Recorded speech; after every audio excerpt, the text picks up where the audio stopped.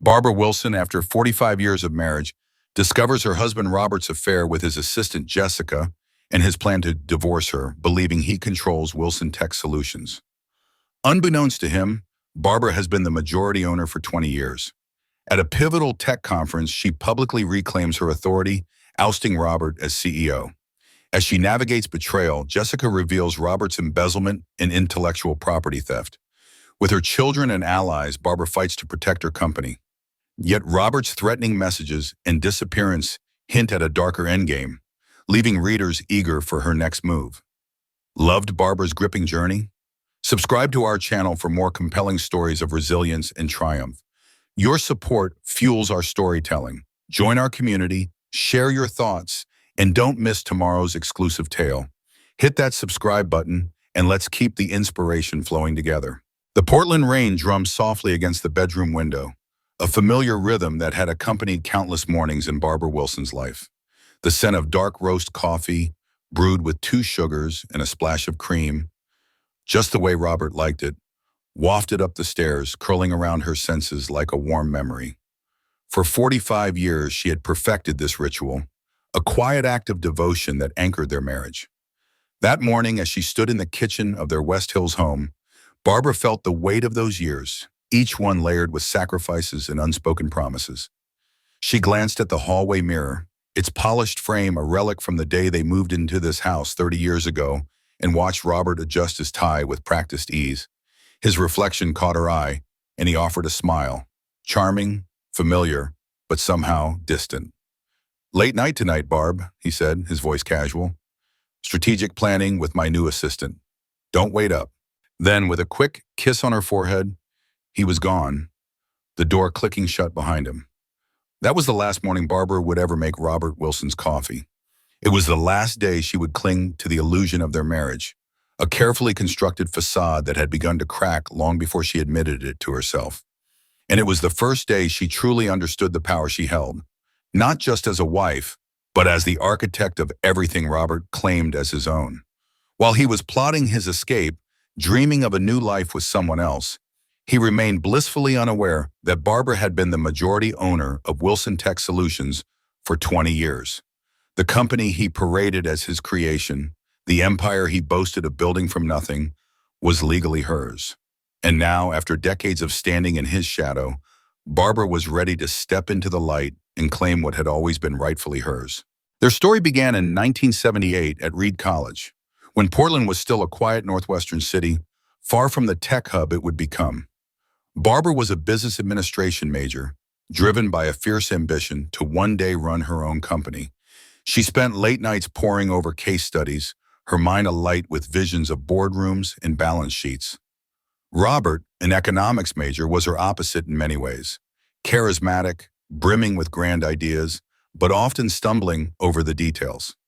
He had a way of making the impossible feel tantalizingly close, his words weaving dreams that felt like destiny. Their romance was swift and consuming, the kind that sweeps young lovers off their feet and convinces them they're invincible together. Barbara fell hard, captivated by Robert's boundless confidence, his ability to light up a room with a single smile. She believed in him, in them, in the life they could build. When graduation came, Barbara faced a crossroads. 3 job offers from prestigious firms in Seattle and San Francisco lay before her, each one a stepping stone toward the future she'd envisioned. Robert, however, had no offers. His grades were unremarkable, but his charm was undeniable. He could talk his way into any opportunity, convince anyone to believe in his potential. The night before Barbara had to make her decision, Robert sat her down, his eyes burning with conviction. "Barb, I've got this idea," he said, his voice trembling with excitement. "A tech consulting business. Companies are going to need help navigating these new computer systems, and we could be at the forefront. We could build something incredible together." His words painted a future so vivid, so full of possibility, that Barbara felt her own dreams shift to make room for his. She turned down the offers and took a low-paying administrative job at a Portland accounting firm, choosing love over ambition, choosing Robert over herself. Those early years were grueling. Barbara worked 60-hour weeks, building a network of clients and contacts while Robert crafted his business plan.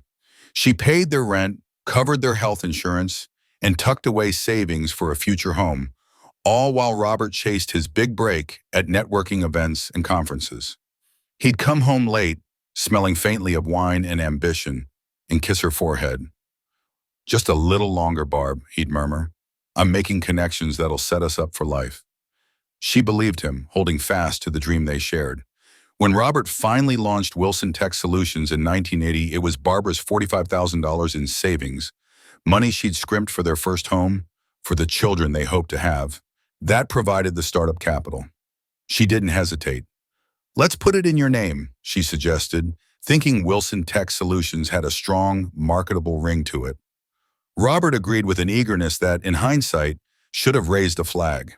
But Barbara was too in love, too invested in their shared vision, to see the pattern emerging. For the next 15 years, Barbara was the invisible force behind Wilson Tech.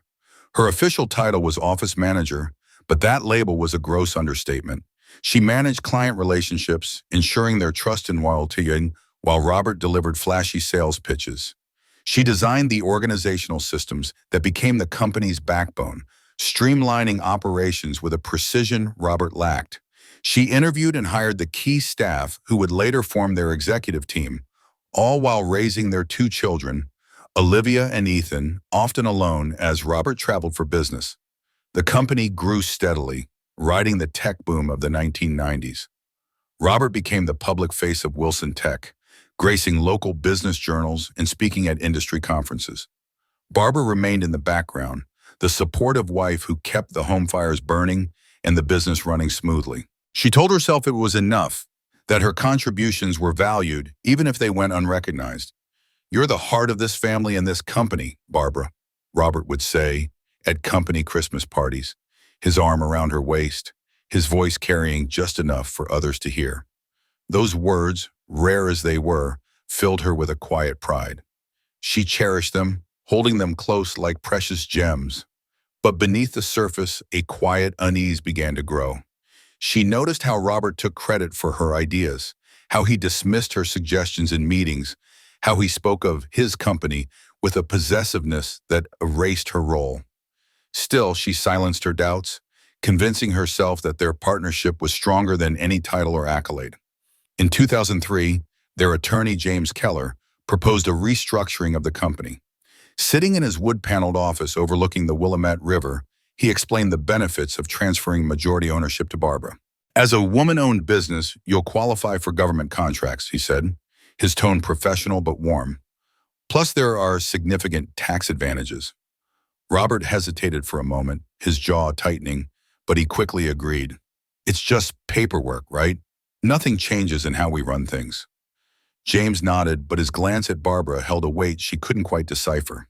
That day, she signed the papers, becoming the 51% owner of a company generating $12 million in annual revenue.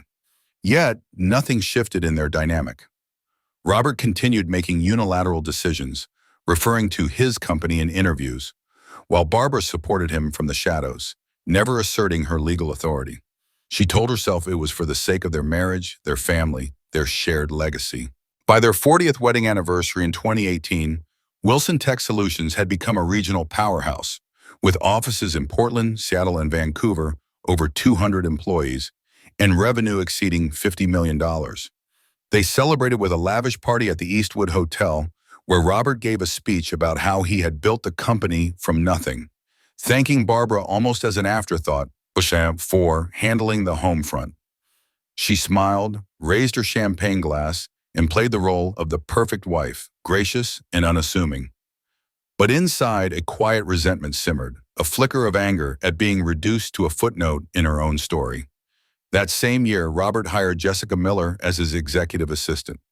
At 32, with a business degree from UCLA, Jessica exuded a polished confidence that reminded Barbara of her younger self, before she had dimmed her own light to let Robert's shine. "She's incredibly efficient," Robert said, his tone casual but tinged with admiration. "You'll like her, Barb. She reminds me of you when we were young." Barbara met Jessica at the company holiday party, and the younger woman was indeed impressive, articulate, poised, with sharp insights about the business. But Barbara noticed something else. The way Robert's eyes lingered on Jessica, the way he leaned in just a little too close when she spoke. A faint alarm bell rang in her mind, but she dismissed it, chalking it up to insecurity. She had spent decades trusting Robert, silencing her instincts to preserve their harmony. Jessica's helping me modernize our approach, Robert began saying in the months that followed. She has such fresh perspectives. Business dinners stretched later into the night. Weekend strategy sessions became routine. Robert started traveling with Jessica to conferences he'd once attended alone. Barbara told herself it was normal, that she was being paranoid, that a man in his 60s wouldn't throw away a 45-year marriage for a woman half his age. But the signs piled up, each one a small cut to her trust.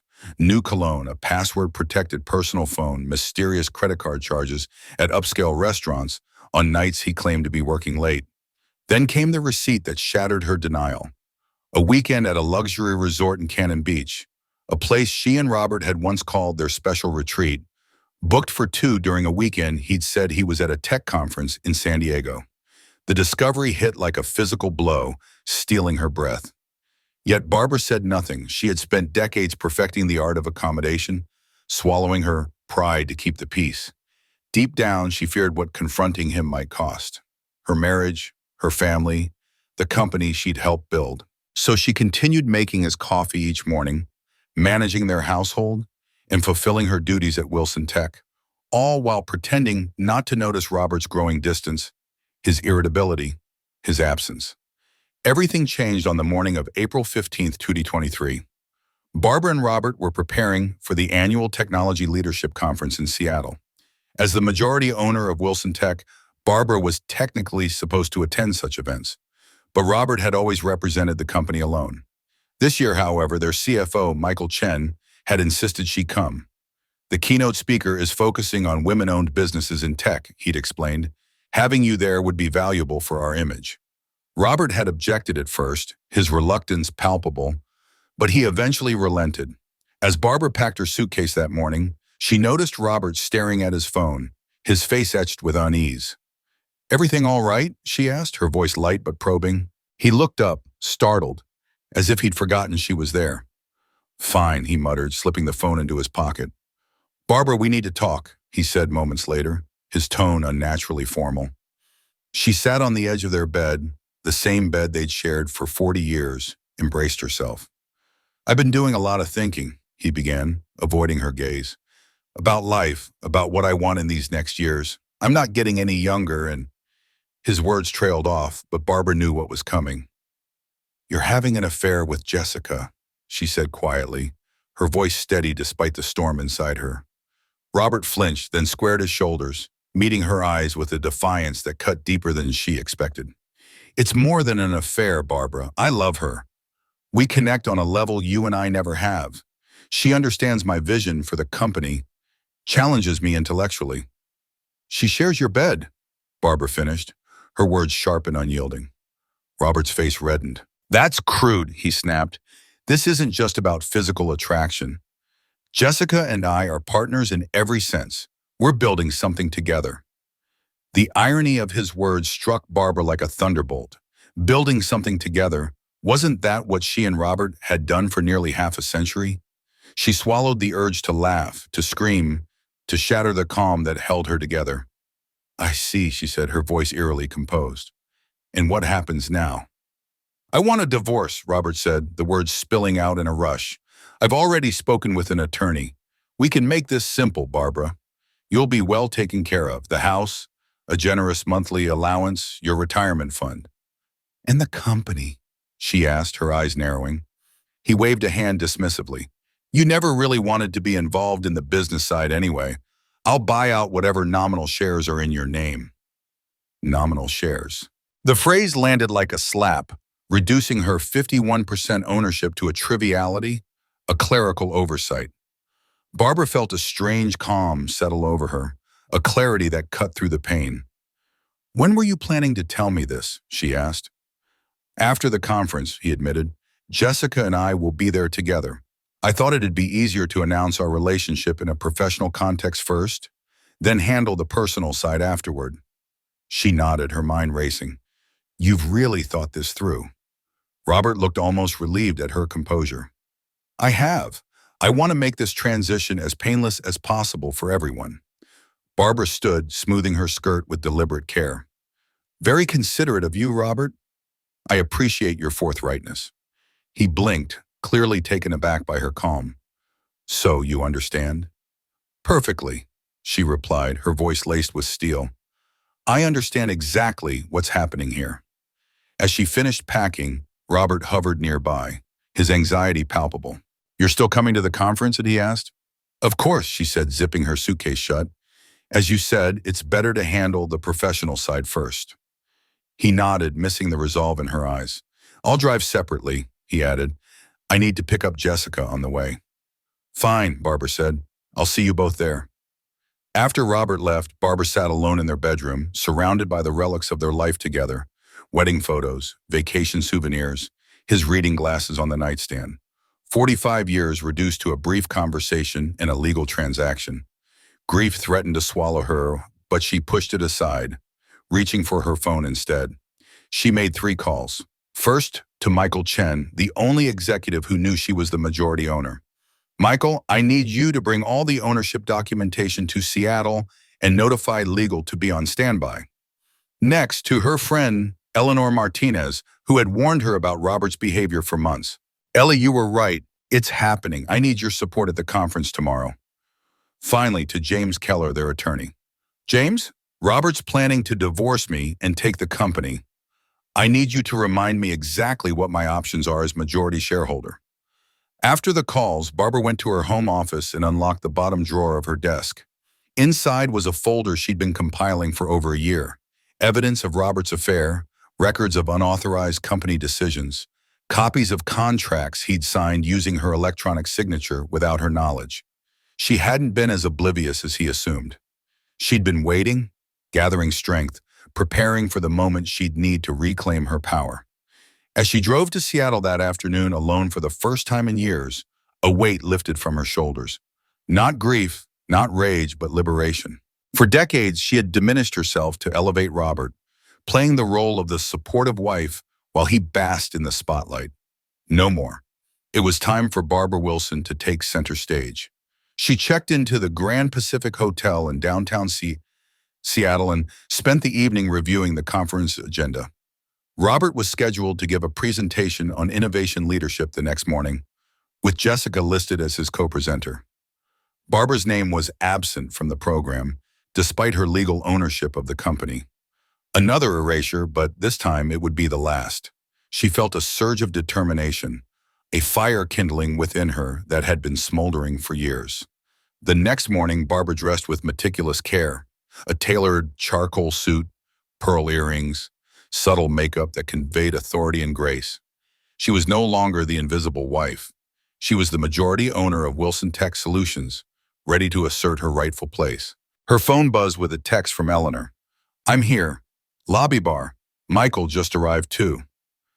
Barbara found them in a quiet corner of the bar, Eleanor's familiar face a balm to her nerves. Michael's grave expression a reminder of the stakes. I brought everything you asked for, Michael said, patting his briefcase. Are you sure about this, Barbara? Once we take this step, there's no going back. I've been going backward for 45 years, Michael, she replied, her voice firm. It's time to move forward. Eleanor squeezed her hand. We're with you, Barb, all the way.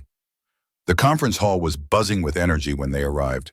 Barbara spotted Robert near the stage, laughing with Jessica, his hand resting on her back with an intimacy that confirmed every suspicion. Neither noticed her as she took a seat in the front row, Michael to her right, Eleanor to her left. When Robert finally saw her, his smile faltered, and he whispered something to Jessica, whose eyes darted to Barbara with a mix of defiance and unease. The conference director opened the session, welcoming the crowd and highlighting the focus on diversity and tech leadership.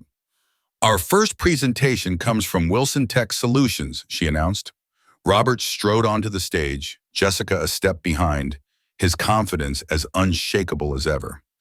Good morning, everyone, he began, his voice commanding the room. I'm Robert Wilson, founder and CEO of Wilson Tech Solutions. This is Jessica Miller, our Director of Strategic Initiatives. Barbara's eyebrows lifted at the unfamiliar title, one never approved by the board. Today we're going to talk about innovation, leadership, and the future of tech consulting, Robert continued.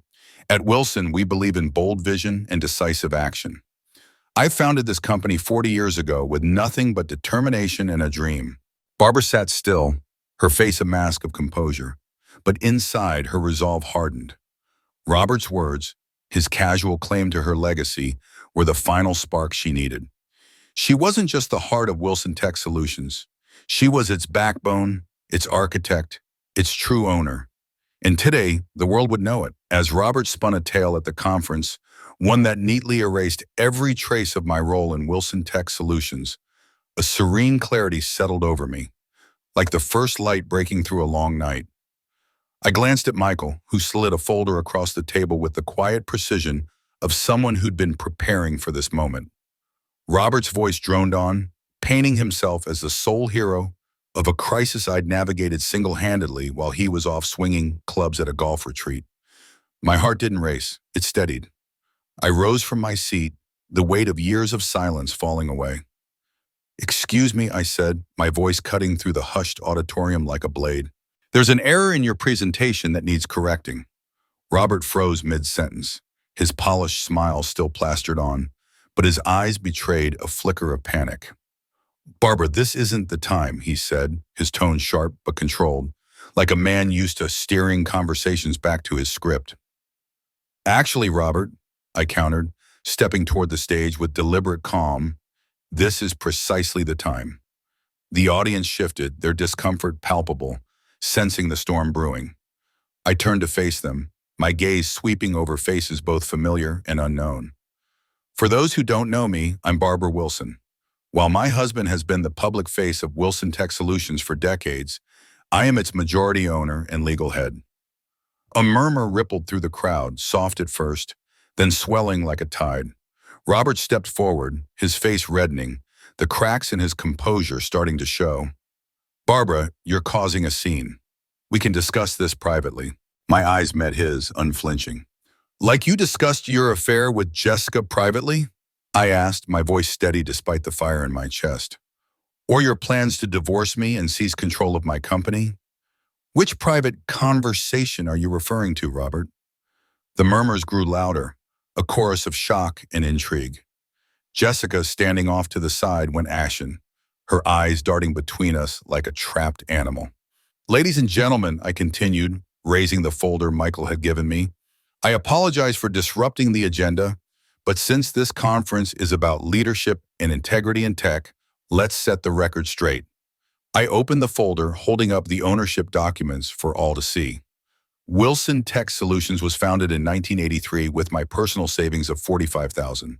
For 40 years, I've been its operational backbone, and since 2003, I've held 51% of its shares, making me the legal majority owner. The room fell silent, the weight of my words sinking in. I let the moment linger before pressing on. "Yesterday, my husband informed me he wants a divorce after 45 years of marriage. He's been having an affair with Jessica, whom he promoted to a director-level position without board approval. His plan was to announce their relationship here, offer me our house and a stipend, and keep control of the company that legally belongs to me." The silence was absolute now, even the conference organizers at the back of the hall too stunned to move. "In the interest of transparency," I said, gesturing to Michael, who stood to join me, "I'm making a few announcements. Effective immediately, I'm exercising my rights as majority shareholder. First, Robert Wilson is removed as CEO of Wilson Tech Solutions. Second, our CFO, Michael Chen, will serve as interim CEO until the board selects a permanent replacement." Robert lunged for the microphone, his face a mask of fury. "This is absurd. You can't do this." Michael stepped forward, calm as ever, producing another document. "Actually, she can. As CFO, I confirm Mrs. Wilson's legal authority. The board voted last night to support her decisions." Robert's shock was almost tangible, his voice breaking as he stammered, "The board? How did you—" "I called an emergency meeting," I said, my tone even but firm. "When they learned about your unauthorized decisions, high-risk investments, Jessica's improper promotion, They grew concerned about the company's future under your leadership. I turned back to the audience, some now filming the scene on their phones, capturing the unraveling of a carefully crafted myth. Wilson Tech Solutions will continue delivering exceptional service, now with ethical and transparent leadership. I'm sorry for the disruption and thank you for your attention. As I stepped off the stage, Eleanor stood, her applause sharp and deliberate. Slowly, others joined, until the hall thundered with clapping. Whether for the spectacle or my long overdue stand, I couldn't tell. Robert stormed after me as I left, grabbing my arm with a roughness that startled me. "You can't do this to me. I built that company." I pulled free, meeting his gaze with a clarity I hadn't felt in years. "No, Robert, we built it together. The difference is I have the documents to prove my part. You just had the applause." Behind him, Jessica appeared, her composure fraying. "Robert, what's happening? What does this mean for us?" He turned on her, his voice venomous. "This is your fault. If you hadn't pushed to go public—" "My fault?" she shot back, her voice rising. "You said she was just a figurehead." Their argument faded as I walked away, Eleanor's arm linked with mine, Michael trailing behind with the documents safely stowed. "Are you okay?" Eleanor asked softly as we reached the hotel lobby. I paused, truly considering the question. My 45-year marriage had just imploded in front of hundreds. My husband's betrayal was as cliched as it was devastating. The life we'd built, the facade we'd maintained, lay in ruins. Yet, beneath the wreckage, I felt something new, a spark of liberation. "I think I'm better than okay," I had a small smile breaking through. "I think I'm finally free." That night, in my Seattle hotel room, I slept deeply for the first time in decades. No pretending to be asleep as Robert stumbled in late. No lying awake, wondering where he was, or what lies I'd tell myself next. Just rest, pure and unburdened. Morning brought a rare cloudless Seattle sky, the blue stretching endlessly over Elliott Bay, a quiet promise of clearer days. My phone buzzed incessantly, messages from our children, friends, employees who'd witnessed the scene or heard the industry gossip. I ignored them, savoring the stillness. This moment was mine, a fragile new beginning I wasn't ready to share. I ordered room service, a lavish breakfast of fresh berries, eggs Benedict, and Earl Grey tea. When had I last allowed myself such indulgence? Robert always rushed through meals, gulping coffee while scrolling emails, dismissing luxury as a waste. But now I savored every bite, watching ferries glide across the Sound, feeling anchored in a way I hadn't in years. A knock announced Eleanor's arrival. She swept in, her silk blouse and tailored pants as impeccable as her silver bob, a style unchanged since our 40s. "You're all over tech Twitter," she declared, flopping onto the sofa. "Hot Queen of Wilson Tech is trending. Someone recorded the whole thing." I groaned, good or bad. Her laugh was bright, infectious. "Magnificent. Corporate wives are toasting you, and female tech founders are calling you their patron saint." She scrolled through posts on her tablet. "Listen, Barbara Wilson just taught a master class in reclaiming power, taking notes for my next board meeting." I smiled despite myself. Flattering, but I didn't do it for praise. "Of course not," Eleanor said, her tone softening. "You did it because Robert forced your hand. But if your takedown inspires other women to stand up, that's a beautiful bonus." "No." Before I could reply, my phone rang. Olivia, my daughter, always the first to dive into family crises. I took a deep breath and answered. "Mom," her voice was tight with worry and thawing. "What's happening? Dad called last night saying you had a breakdown at the conference. Then Ethan sent me a video showing something else entirely. Are you and Dad getting divorced?" "Yes, honey," I said, the words making the reality starkly real. "Your father's been having an affair with Jessica, his assistant. He told me yesterday he wants a divorce." "Oh, Mom," she gasped, her shock palpable. "I'm so sorry. Are you okay? Do you need me to come to Seattle?" I glanced at Eleanor, who nodded encouragingly. "I'm fine, actually. Better than I've been in a long time. There's something else you should know, something I should have told you and Ethan years ago." "What?" "I own Wilson Tech Solutions. Legally, I've been the majority shareholder since 2003. Silence stretched across the line, followed by a bewildered laugh. What? No, that can't be right. Dad always said, I know what he said, I interrupted gently. But in 2003, we restructured the company, and I received 51% of the shares. Your father ran daily operations, and I let him take the credit. Another pause. Mom, why would you let him act like it was his if you owned it? The question stung, echoing my own regrets. It seemed easier then. His identity was tied to being the boss, and I was raised to prioritize family harmony over recognition. But it was your company too, Olivia said, her voice fierce. You deserve credit. I smiled at her indignation, so like the child who'd always championed fairness. Yes, I should have. It took me too long to see that. So what now? Michael Chen's interim CEO. The board meets next week to discuss permanent leadership. I'm figuring out my role. Good, she said firmly. You deserve to be seen for all you've done. I'm just sorry it took Dad's betrayal to make it happen. After promising to call again, I hung up and looked at Eleanor, who'd been pretending not to eavesdrop. One kid down, one to go, I said. Ethan will be tougher. He idolizes Robert. Eleanor rolled her eyes. Ethan needs to see his father for who he is, not who he pretends to be. Before I could defend my son, a reflex I couldn't shake despite his tendency to echo Robert's dismissal of me, my phone buzzed with a text from Michael. Emergency at Wilson Tech. Robert trying to access secure servers and financial accounts. Need you at Portland HQ ASAP. I showed Eleanor, and within an hour we were checked out and speeding south on I-5. Eleanor behind the wheel, claiming I needed to focus on strategy. In truth, I suspected she just relished the open road, a freedom her late husband had always curbed. What's Robert after? Eleanor asked as we passed Olympia.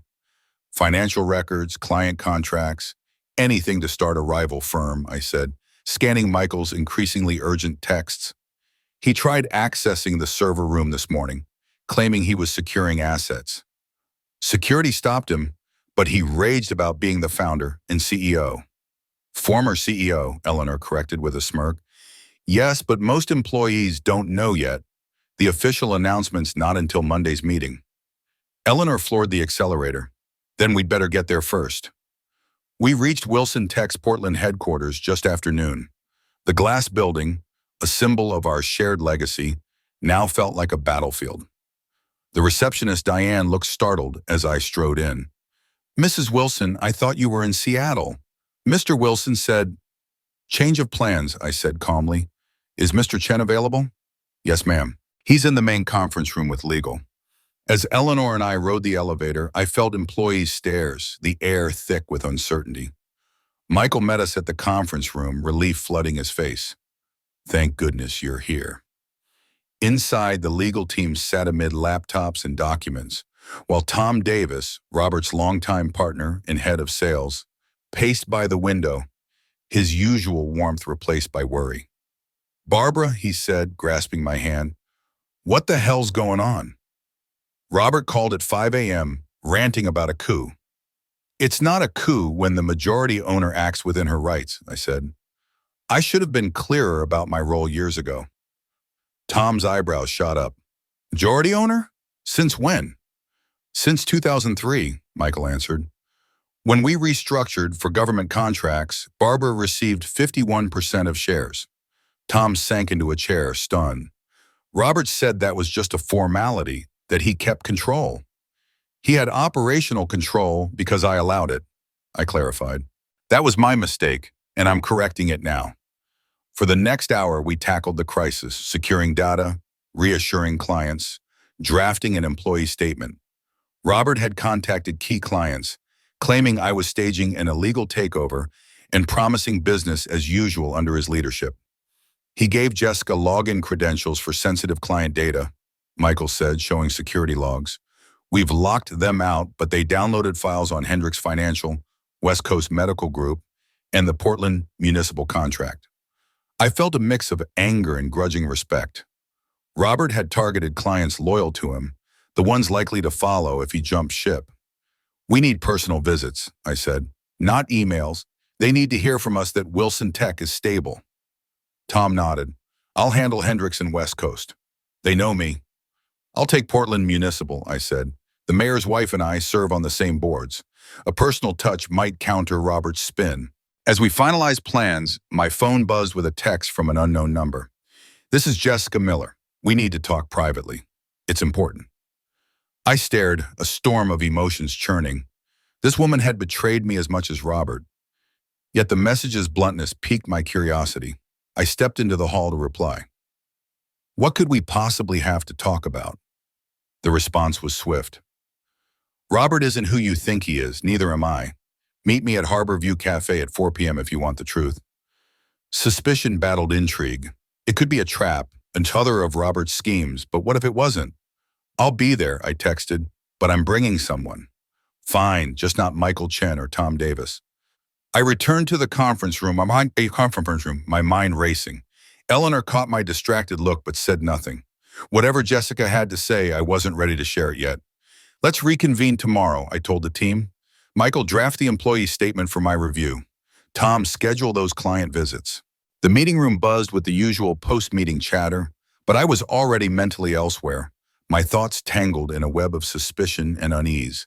As the executives filed out, I caught Eleanor's arm, pulling her aside with a quiet urgency. Change of plans, I said, keeping my voice low. We're meeting Jessica Miller for coffee at 4. Eleanor's eyes widened, her brows shooting up in disbelief.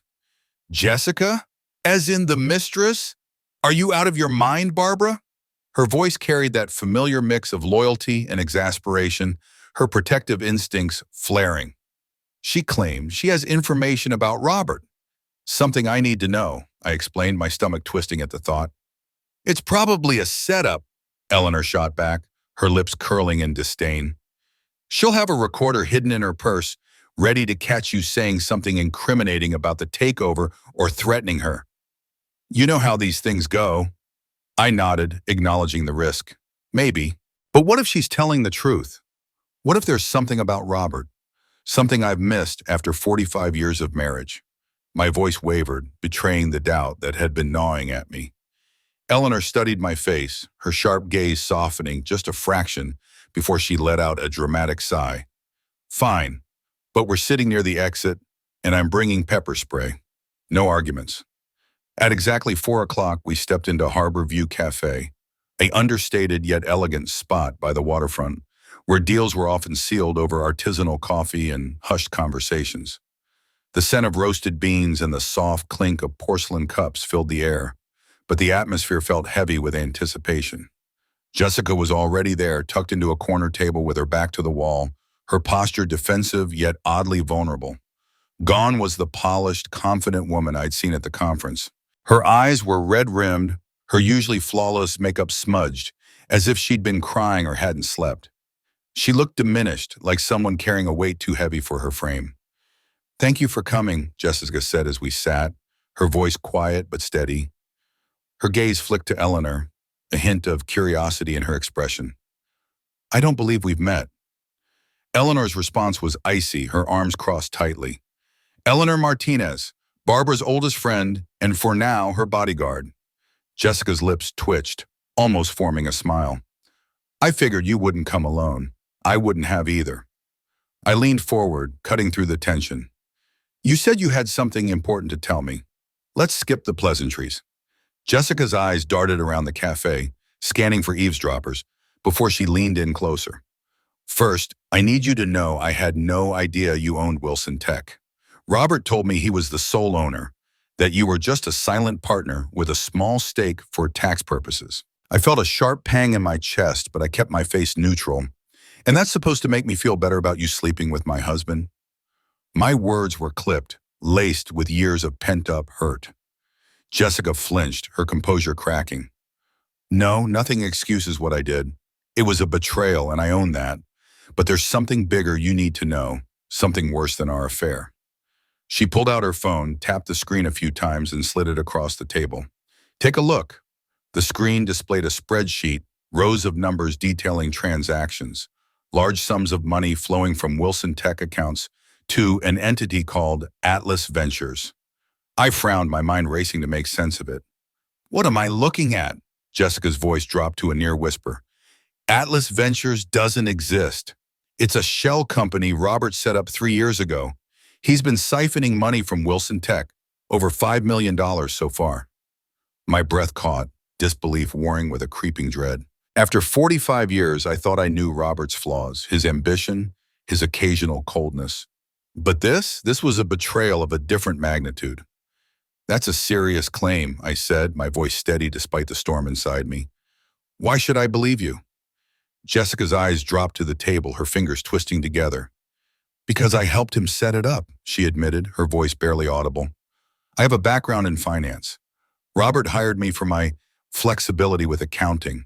He promised me a cut of the money once we'd funneled enough to leave the country. Eleanor let out a choked scoff, her eyes blazing. You're admitting to conspiracy to commit fraud. Right here, in front of us. Jessica nodded, her expression miserable. Yes, and I'll face whatever comes. But you need to know the truth. Robert isn't just leaving you for me. He's planning to flee the country with millions in company funds. My mind reeled, trying to reconcile the man I'd loved for decades with the one Jessica described. Could Robert, the man who'd built Wilson Tech alongside me, really be this calculating? If this is true, I said, my voice tight, why are you telling me now? Why not go along with his plan? Jessica's gaze met mine, raw and unguarded. Everything changed yesterday. When I saw you stand up at that conference, when I realized you owned the company, it hit me. I wasn't just part of an affair. I was helping steal from someone with a rightful claim to those assets. Eleanor snorted, her skepticism palpable. Convenient timing for your conscience to wake up. Jessica's cheeks flushed, but she didn't back down. Believe what you want. There's more. She swiped to another screen, revealing a series of emails. Robert's been in contact with your competitors, offering to bring key clients and proprietary methodologies in exchange for a leadership role. He's been planning this for over a year. I skimmed the emails, each one a dagger to my heart. They outlined meetings, proposals, compensation packages, all conducted in secret, all leveraging Wilson Tech's intellectual property as a bargaining chip. My stomach churned, the betrayal sinking deeper. He can't do this, I said, more to myself than to Jessica. Our methodologies are patented. Our client contracts have non-solicitation clauses. Jessica's laugh was bitter, hollow. Do you think Robert cares about legalities? He sees himself as Wilson Tech. To him, your ownership is just a technicality he can ignore. I leaned back, the weight of her words settling over me like a suffocating fog. If Jessica was telling the truth, and the documents looked damningly real, Robert wasn't just leaving me. He was dismantling the company we'd built together, stripping it of its assets, clients, and legacy, and all to fund his escape. Why should I trust you? I asked, my voice sharp with suspicion. You've been sleeping with my husband, helping him steal from our company, planning to run off with him. Now you're suddenly a whistleblower? What's your angle? Jessica's composed facade cracked, her eyes glistening with unshed tears. Two things changed. First, learning you owned the company meant Robert lied to me about something fundamental. And second, she paused, taking a shaky breath. Last night, after the conference imploded, I saw a side of Robert I'd never seen before. His rage, his contempt. For you, for the law, for anyone who stands in his way. It terrified me. I nodded slowly, memories of Robert's temper flashing through my mind. Rare but explosive outbursts that left everyone around him on edge. He has a temper, I admitted.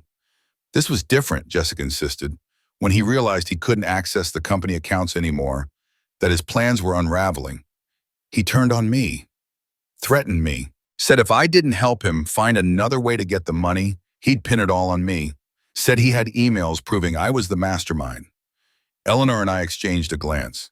That sounded exactly like Robert. Charming until cornered, then viciously self-preserving. I have copies of everything, Jessica continued, sliding a flash drive across the table. The transfers to Atlas Ventures, the emails to competitors, records of overseas accounts he's set up. Use it however you need. Turn it over to the police, confront him, whatever. I'm done with this. I picked up the flash drive, its small weight heavy with implications. What do you want in return? I asked. Jessica hesitated, then met my gaze. Immunity from prosecution. I'll testify, cooperate fully with any investigation. I know I've done wrong, but I want a chance to make it right without spending years in prison. I studied her face, searching for any hint of deception. That's not my call, I said. That's up to the prosecutors if it comes to that. Jessica pressed, but your recommendation would mean something. All I'm asking is that you acknowledge my cooperation if this goes to court. I weighed my options. If Jessica was telling the truth, this evidence could save Wilson Tech from Robert's schemes. If she was lying, playing some elaborate game on his behalf, the flash drive might expose that too. I'll consider it, I said finally, but I need to verify this first. Jessica nodded, standing to leave. That's fair. You can reach me at this number. And Mrs. Wilson, I'm truly sorry. Not that it means much now.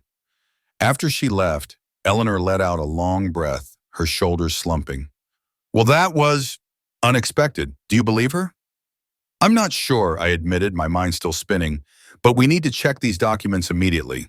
If Robert's been embezzling and plotting to take our clients, our divorce is the least of our problems. We returned to Wilson Tech's headquarters, the familiar building now feeling like a battlefield. I rarely used my office anymore, preferring the quiet of working from home. But today, I needed its sanctuary. The space was a time capsule of our company's history, awards lining the walls, photos from milestone events, the original business plan framed by the door. It was a reminder of everything Robert and I had built and everything he was trying to destroy. I called Michael, our trusted CFO, to meet us. When he arrived, I handed him the flash drive. I need you to cross-check these financial records against our accounts. Look for transfers to something called Atlas Ventures over the past 3 years. Michael's brow furrowed. Atlas Ventures? That's not on our partnership roster. It's not supposed to be, I said grimly. Jessica claims it's a shell company Robert created to embezzle funds, over $5 million. Michael's eyes widened, shock etched across his face. That's a serious accusation. Yes, I said, and we need to verify it quietly before Robert's suspects were on to him. As Michael dove into the records, I sank into my desk chair, exhaustion washing over me. The adrenaline that had fueled me through the past 24 hours was fading, leaving a hollow ache in its place. Eleanor perched on the edge of my desk, her voice soft. You okay, Barbara? Not really, I confessed, my voice barely above a whisper. I knew Robert could be selfish, even cruel at times. But this, stealing from our company, planning to flee with millions, betraying everything we built, it makes me question if I ever really knew him. Eleanor's hand rested on my shoulder, her touch grounding. Maybe you didn't, or maybe he changed, became someone else over time. People do. But this level of deception, it's not just change, it's criminal. Before she could say more, Michael looked up from his laptop, his face grim. She's telling the truth, Barbara. I found the transfers, $5.3 million over 3 years, all to Atlas Ventures, labeled as consulting fees and research partnerships, but there's no evidence of services or research. It's all smoke. I closed my eyes, the finality of his words sinking in. Can we recover the funds? I asked. Michael hesitated. I'm not sure. We'll need to involve the bank, maybe law enforcement. This is beyond irregularities. It's straight up fraud. Then that's what we'll do, I said, my resolve hardening like steel. Contact our attorneys. Tell them we need to file a police report and freeze any accounts tied to Atlas Ventures. As Michael stepped out to make the calls, I turned to Eleanor. I need to tell the kids before this goes public. They deserve to hear it from me, not some news headline. Eleanor's eyes softened. Want me to stay while you call them? I shook my head. This is something I need to do alone. But thank you, Ellie, for everything. After she left, I sat in the dimming light of my office, the weight of the day pressing down on me. How do you tell your children their father, the man they have idolized, has betrayed not just their mother, but their family's legacy? I decided to call Olivia first. My daughter was always the steadier of my 2 children, able to process hard truths with a clarity I envied. Mom, what's going on? She answered, her voice tense. I've been trying to reach Dad all day. Honey, I began, my throat tightening. There's something I need to tell you about your father, something I just learned myself. As gently as I could, I laid out Jessica's revelations, Michael's confirmation, the embezzlement, the plan to flee, the betrayal of our company's clients and intellectual property. Olivia listened in stunned silence, her breathing uneven. When I finished, she let out a shaky, "Oh my God, he could go to prison for this." "Yes," I said softly. "If these allegations hold up in court, he likely will." "No, what are you going to do, Vice?" she asked. "What I have to," I replied. "File a police report, cooperate with the investigation, protect the company and its employees. Beyond that, I don't know yet." "Have you told Ethan?" I sighed, dreading the next call. "He's next. I'm not looking forward to it." Olivia knew her brother's tendency to defend their father, to see him as a hero rather than the flawed man he was. "Do you want me to tell him?" she offered. "Or at least be on the line with you? You know how he gets. He'll probably blame you." She was right. Ethan's loyalty to Robert ran deep, colored by years of admiration. "Maybe that would help," I said. "Can you come to my hotel? I'm at the riverside until I figure out what to do about the house." "I'll be there in 30, she promised. After hanging up, I walked to the window, staring out at the Portland skyline as it glowed against the darkening sky. Somewhere out there, Robert was likely plotting his next move. Oblivious to the unraveling of his schemes, did he feel any remorse for throwing away our 45 years together? For betraying the company we'd built? For jeopardizing the legacy we'd planned for our children? I doubted it. The Robert I'd married, the ambitious, principled entrepreneur, the sometimes distant but devoted father, was gone if he'd ever truly existed. In his place was a stranger, ruthless and calculating, willing to sacrifice everything for his own gain. As I gathered my things to meet Olivia, my phone buzzed with a text from an unknown number. "You think you've won, Barbara? This is just the beginning. You have no idea what's coming." A chill ran through me despite the warm spring evening. Robert had never threatened me before, not in all our years together. Even at his angriest, he'd never made me feel unsafe, until now. I forwarded the text to our attorney and called the hotel to arrange extra security. Whatever Robert was planning, I needed to be ready. Driving to the hotel, I realized the confrontation at the conference, dramatic as it was, had been just the opening salvo in what would be a long, painful battle. I'd reclaimed my company, but the fight for my security, my reputation, maybe even my safety, was only beginning. This time, I wouldn't be caught off guard. This time, Barbara Wilson was ready to fight. Olivia was waiting in the hotel lobby, pacing near the ornate fountain, her dark hair pulled into a tight bun, her face etched with worry. The moment she saw me, she rushed forward, wrapping me in a fierce hug. "Mom," she whispered, her voice trembling. "I'm so sorry." I held her tightly, drawing strength from her presence. "Thank you for coming, sweetheart." We headed to my suite where dinner waited, though neither of us had much appetite. Over barely touched plates, Olivia filled me in. "Dad's been calling everyone, family, friends, business associates. He's saying you had a breakdown, that Michael Chen's manipulating you to take over the company." I sighed, unsurprised. "That's Robert, always spinning the story to suit him." Olivia continued, her fork stabbing at her salmon. "He called Daniel last night, tried to get him to talk sense into me about supporting you. Said you're destroying the family legacy." I let out a bitter laugh. The legacy he planned to abandon with his mistress and millions in stolen funds. Olivia squeezed my hand, her eyes full of pain. "I know, it's unreal. I keep hoping there's some explanation, some mistake. Dad's always been ambitious, even ruthless, but this, it doesn't feel like him." "I know," I said softly. "I've been wrestling with the same thing. How could the man I loved for so long do this?" Before we could delve deeper, a sharp knock interrupted us. I opened the door to find Ethan, his tall frame radiating tension, his blue eyes, so like his father's, blazing with anger. At 38, he was Robert's mirror image, from the strong jaw to the way he raked his hand through his hair when upset. "What the hell is going on, Mom?" he demanded, storming past me. "Dad says you've lost it, that you're trying to steal his company. Now Olivia says you're accusing him of being a criminal. Have you?" Olivia's voice sliced through the tension in the room like a blade, sharp and unyielding. "Enough, Ethan," she said, her tone laced with a mix of frustration and protectiveness as she rose from her chair, her movements deliberate. "Mom didn't call Dad a criminal. She's just telling us what she's learned. From multiple sources, including Dad's own girlfriend. And let's be clear, Wilson Tech isn't his company. It's legally Mom's. It has been for 20 years. Her words hung heavy, each one landing like a stone in the quiet room.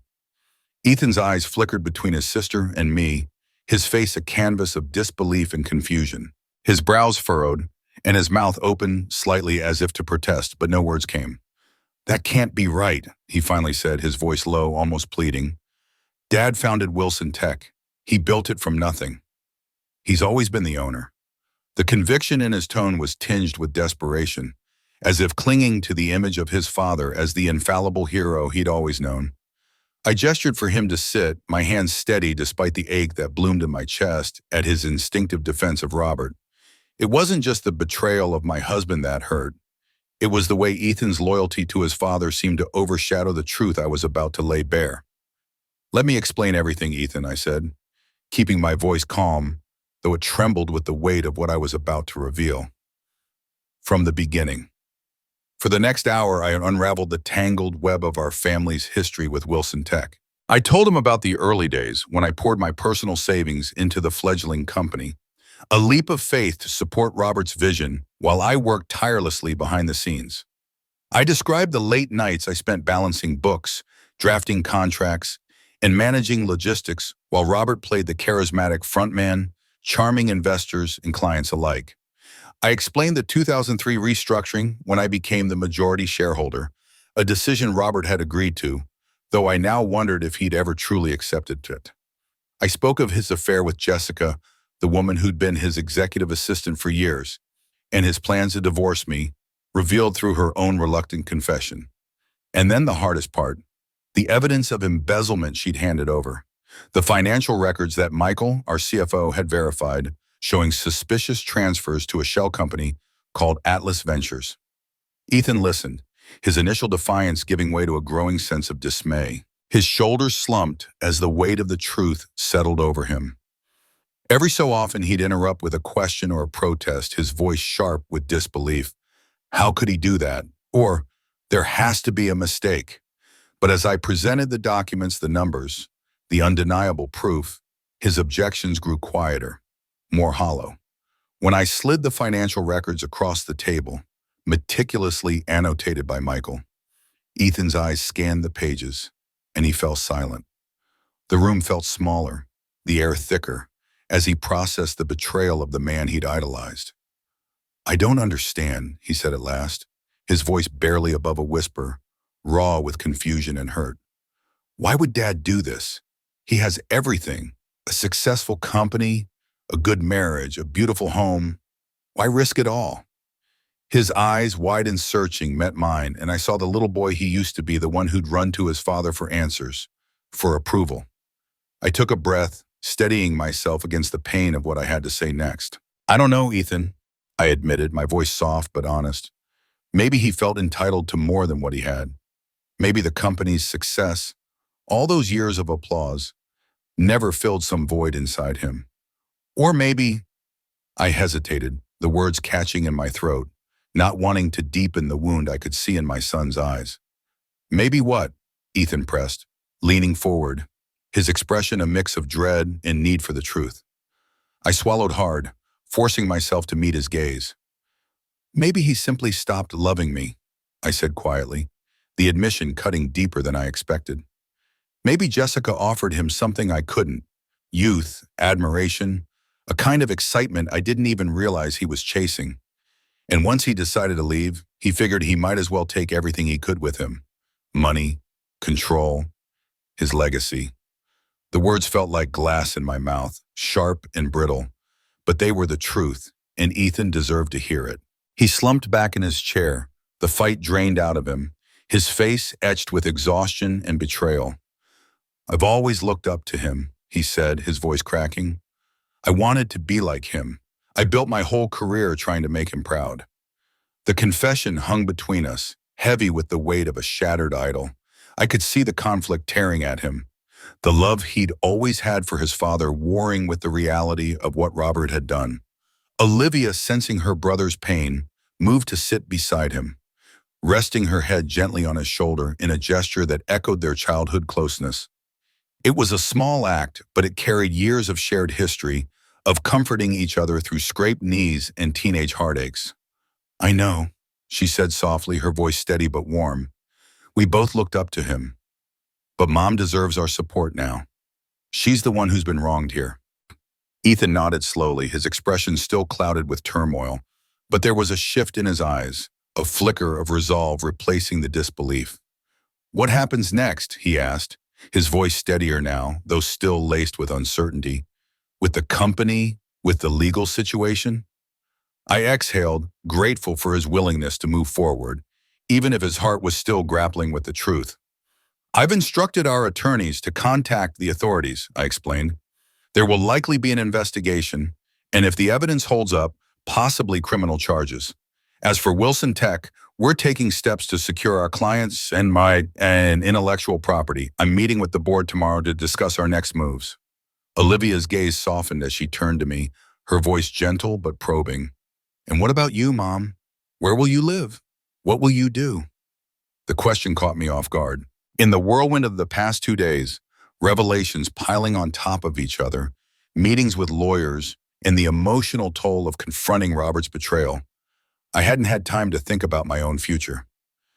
"I don't know yet," I admitted, my voice quieter than I intended. "I can't imagine going back to the house right now. Too many memories, too much of him." "Stay with us," Olivia offered immediately, her eyes bright with sincerity. "We have plenty of room and the kids would love having their grandma around. It could be good for all of us." Her generosity warmed me, a small light in the darkness of the moment. I smiled, though it felt fragile. "Thank you, sweetheart. That means more than you know, but I think I need some space of my own right now. Time to figure out who Barbara Wilson is when she's not Robert's wife." The words felt foreign, like I was speaking about a stranger, but they were true. For decades, my identity had been tied to Robert, to the company, to our family. Now I needed to discover who I was without those anchors. Olivia reached for my hand, squeezing it gently. "Whatever you decide, we're here for you," she said, and Ethan nodded, though his agreement was quieter, more reserved. I could see the conflict still simmering in him, the struggle to reconcile the father he'd worshipped with the man who'd betrayed us all. It would take time, I knew, for him to fully process this.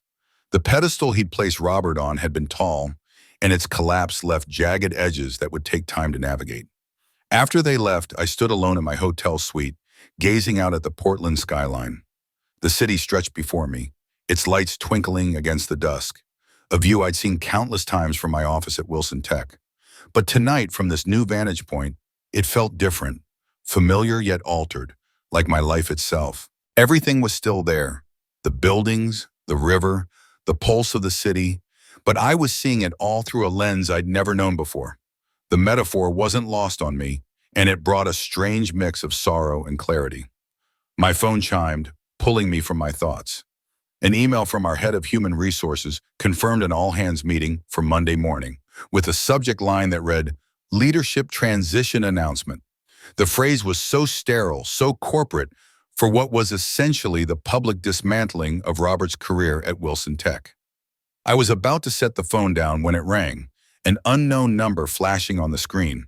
My finger hovered over the decline button, but something, instinct perhaps, made me answer. "Barbara Wilson," I said, my voice steady despite the unease creeping up my spine. "Mrs. Wilson, this is Detective Harrington with the Portland Police Bureau's Financial Crimes Unit." A calm, professional voice replied.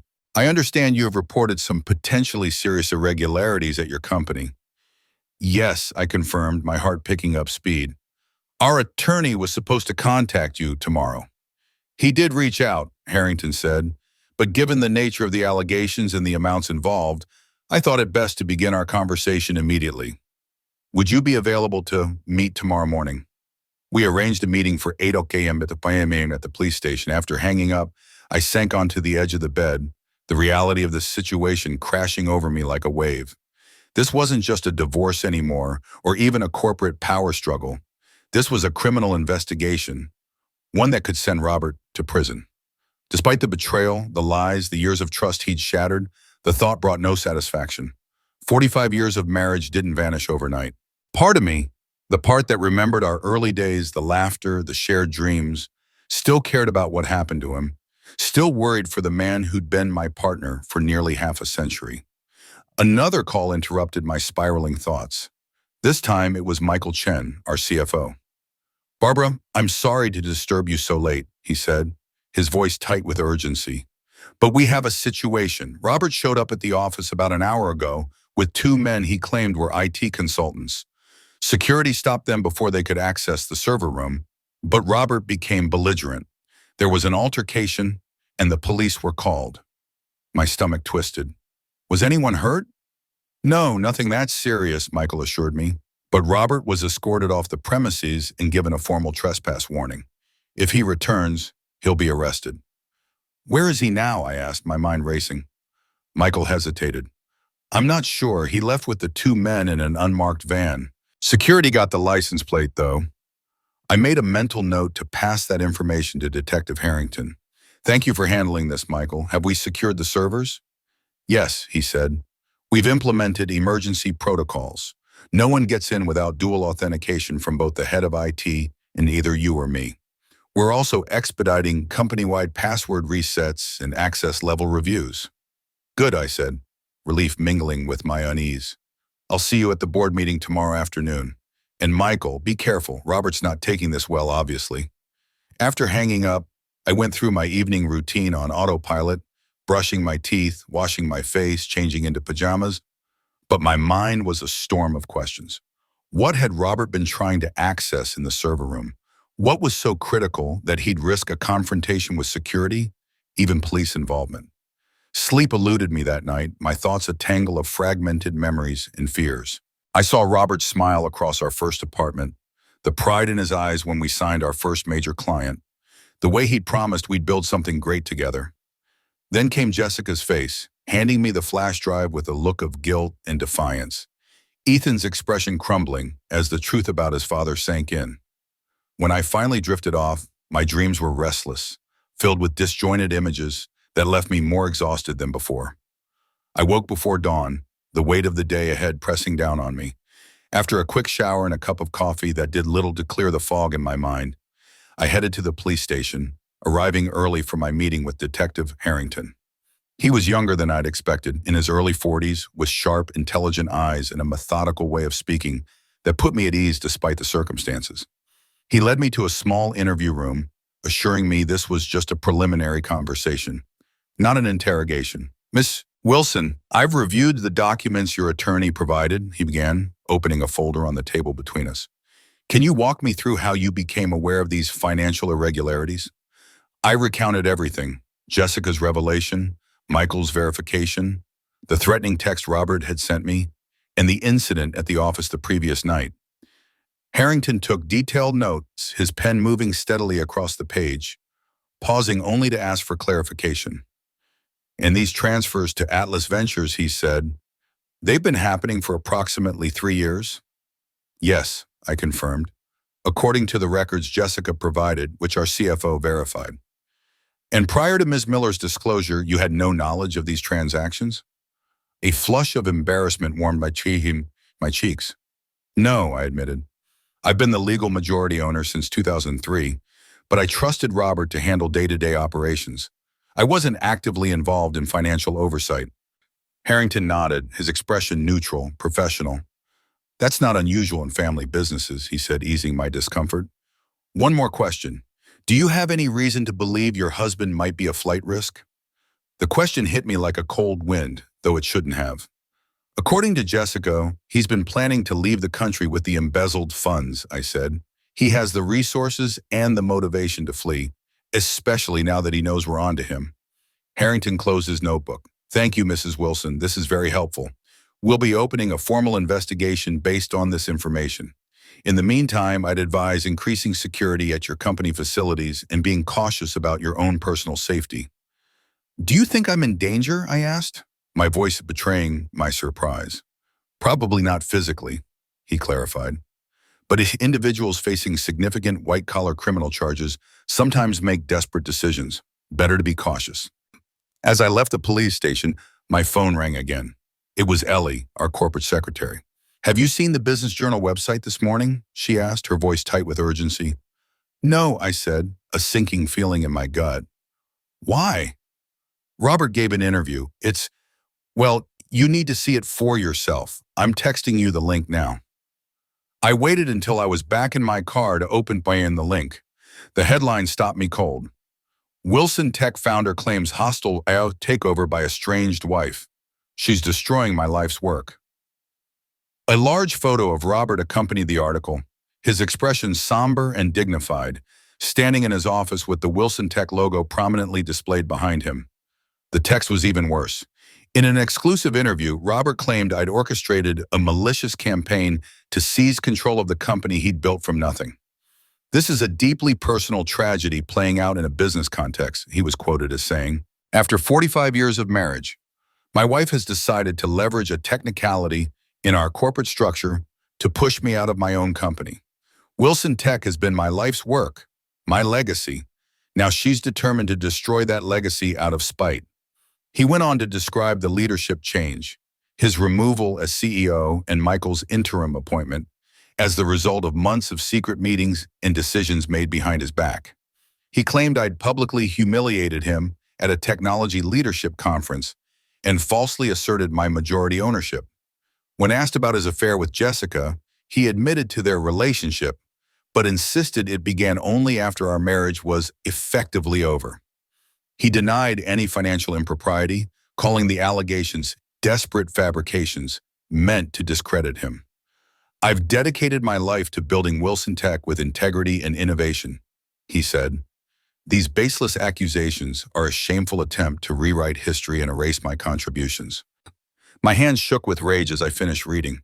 The audacity of his lies, the way he'd painted himself as the victim while casting me as a vindictive, power-hungry wife. It was breathtaking in its manipulation. Worse, it was believable to anyone who didn't know the truth. Robert had always been a master at crafting narratives, at charming people into seeing the world through his lens. I called Janet, our corporate communications director, immediately. "Janet, have you seen the Business Journal piece?" I asked, my voice tight. "Yes," she replied. "I was just about to call you. It's generating significant buzz online. We need a response, but it has to be measured. No direct accusations of criminal activity until the investigation is further along. We should focus on the facts, your legal ownership, your contributions to the company, the proper procedures followed in the leadership transition." "I've already drafted something along those lines," she added. "I'll send it over for your approval within the hour." Next, I called our attorney, Richard. "Robert's gone public with his side of the story," I said. "It's full of lies and mischaracterizations." "I saw it," Richard said, his tone grim. "This complicates things legally. We need to be careful about our public statements. Anything that could be seen as defamatory might undermine the criminal investigation." "So we just let him control the narrative?" I asked, frustration bubbling over. "Let him paint me as a vindictive wife, destroying his life's work?" "Not at all," Richard said. "We focus on provable facts, your legal ownership, your contributions, the proper procedures. We can refute his claims without making new allegations." By the time I arrived at Wilson Tech for the board meeting, Robert's interview had spread like wildfire through the company. I could feel the weight of curious eyes as I walked through the lobby, hear the whispers trailing behind me. Some employees offered sympathetic glances, others looked suspicious or confused. The corporate rumor mill was in overdrive. The boardroom was thick with tension when I entered. Tom Davis, Diane Rodriguez from legal, Henry Park from product development, Fiona Matthews, our outside investor representative, and Michael Chen were already there, along with our corporate secretary. I took the chair at the head of the table, Robert's usual seat, and began. "Thank you all for coming on such short notice. I know the past few days have been challenging and confusing. My goal today is to provide clarity and establish a path forward for Wilson Tech. For the next hour, we discussed immediate priorities, stabilizing client relationships, appointing a permanent CEO, addressing employee concerns, and preparing for the legal battles ahead. The board's professionalism impressed me, their focus unwavering despite the shocking developments. The police have opened a formal investigation into the financial irregularities, I informed them. We should expect document requests and possibly interviews with key personnel in the coming weeks. Will this become public? Fiona asked, her voice tinged with concern. As our primary investor, she had the most to lose if Wilson Tech's reputation took a hit. Eventually, yes, I acknowledged. But for now, we're limiting public statements to the leadership transition and my historical role in the company. We're not discussing potential criminal aspects unless directly asked by authorities. As the meeting wrapped up, Janet knocked and entered, a tablet in hand. I'm sorry to interrupt, she said, but there's something you all need to see. Robert's called a press conference. He's live now, outside the building. She turned the tablet to show Robert on the steps of Wilson Tech headquarters, surrounded by microphones and cameras. His expression one of practiced sincerity. I cannot stand by while my life's work is stolen from me, he said, his voice steady. Today, I am announcing the formation of Wilson Innovation Group, a new venture that will carry forward the true spirit and vision of what I built at Wilson Tech before it was co-opted by individuals driven by personal vendettas rather than business excellence. The board members exchanged alarmed glances. Robert was launching a competing firm, one that would likely target our clients and possibly our employees. Furthermore, he continued, I am joined today by several key clients who have chosen to follow me to this new venture rather than remain with a company in turmoil. The camera panned to a group behind him, and my heart sank as I recognized familiar faces. Clients we'd worked with for years, now standing in solidarity with the man who'd betrayed us all. The air in the boardroom felt heavy, charged with the sting of betrayal and the weight of a looming corporate war. My eyes were locked on the tablet screen, where Robert Wilson, my husband of 45 years, stood at a podium, his polished charisma on full display. He was announcing the launch of Wilson Innovation Group, a direct competitor to Wilson Tech, the company we had built together from the ground up. His words cut through me like a blade, not just because of the audacity of his move, but because of who stood just behind him. Jessica Miller. Her presence was a gut punch. Only yesterday, she had sat across from me in a dimly lit coffee shop, her voice trembling as she handed over documents that implicated Robert in financial misconduct. Had that been a lie? A carefully crafted performance to gain my trust while feeding Robert details of our strategy? My mind churned with suspicion, replaying her tearful confessions, searching for cracks in her story. Diane, our legal counsel, sat beside me, her pen scratching furiously against her notepad. This is a clear violation of his non-compete clause, she muttered, her voice tight with indignation. I barely registered her words, my focus consumed by the sight of Jessica, her expression unreadable, standing loyally at Robert's side. The betrayal stung deeper than I expected, not just Robert's, but hers. I had believed her, let her vulnerability sway me. Now I questioned every word she'd spoken. Robert's voice boomed through the tablet speakers, confident and unshaken. We've secured prime office space in the South Waterfront District, he declared, and we'll be fully operational within 30 days. Any Wilson Tech clients or employees interested in joining us are welcome to reach out via our new website, Live Today. His words were a direct challenge, a gauntlet thrown at my feet.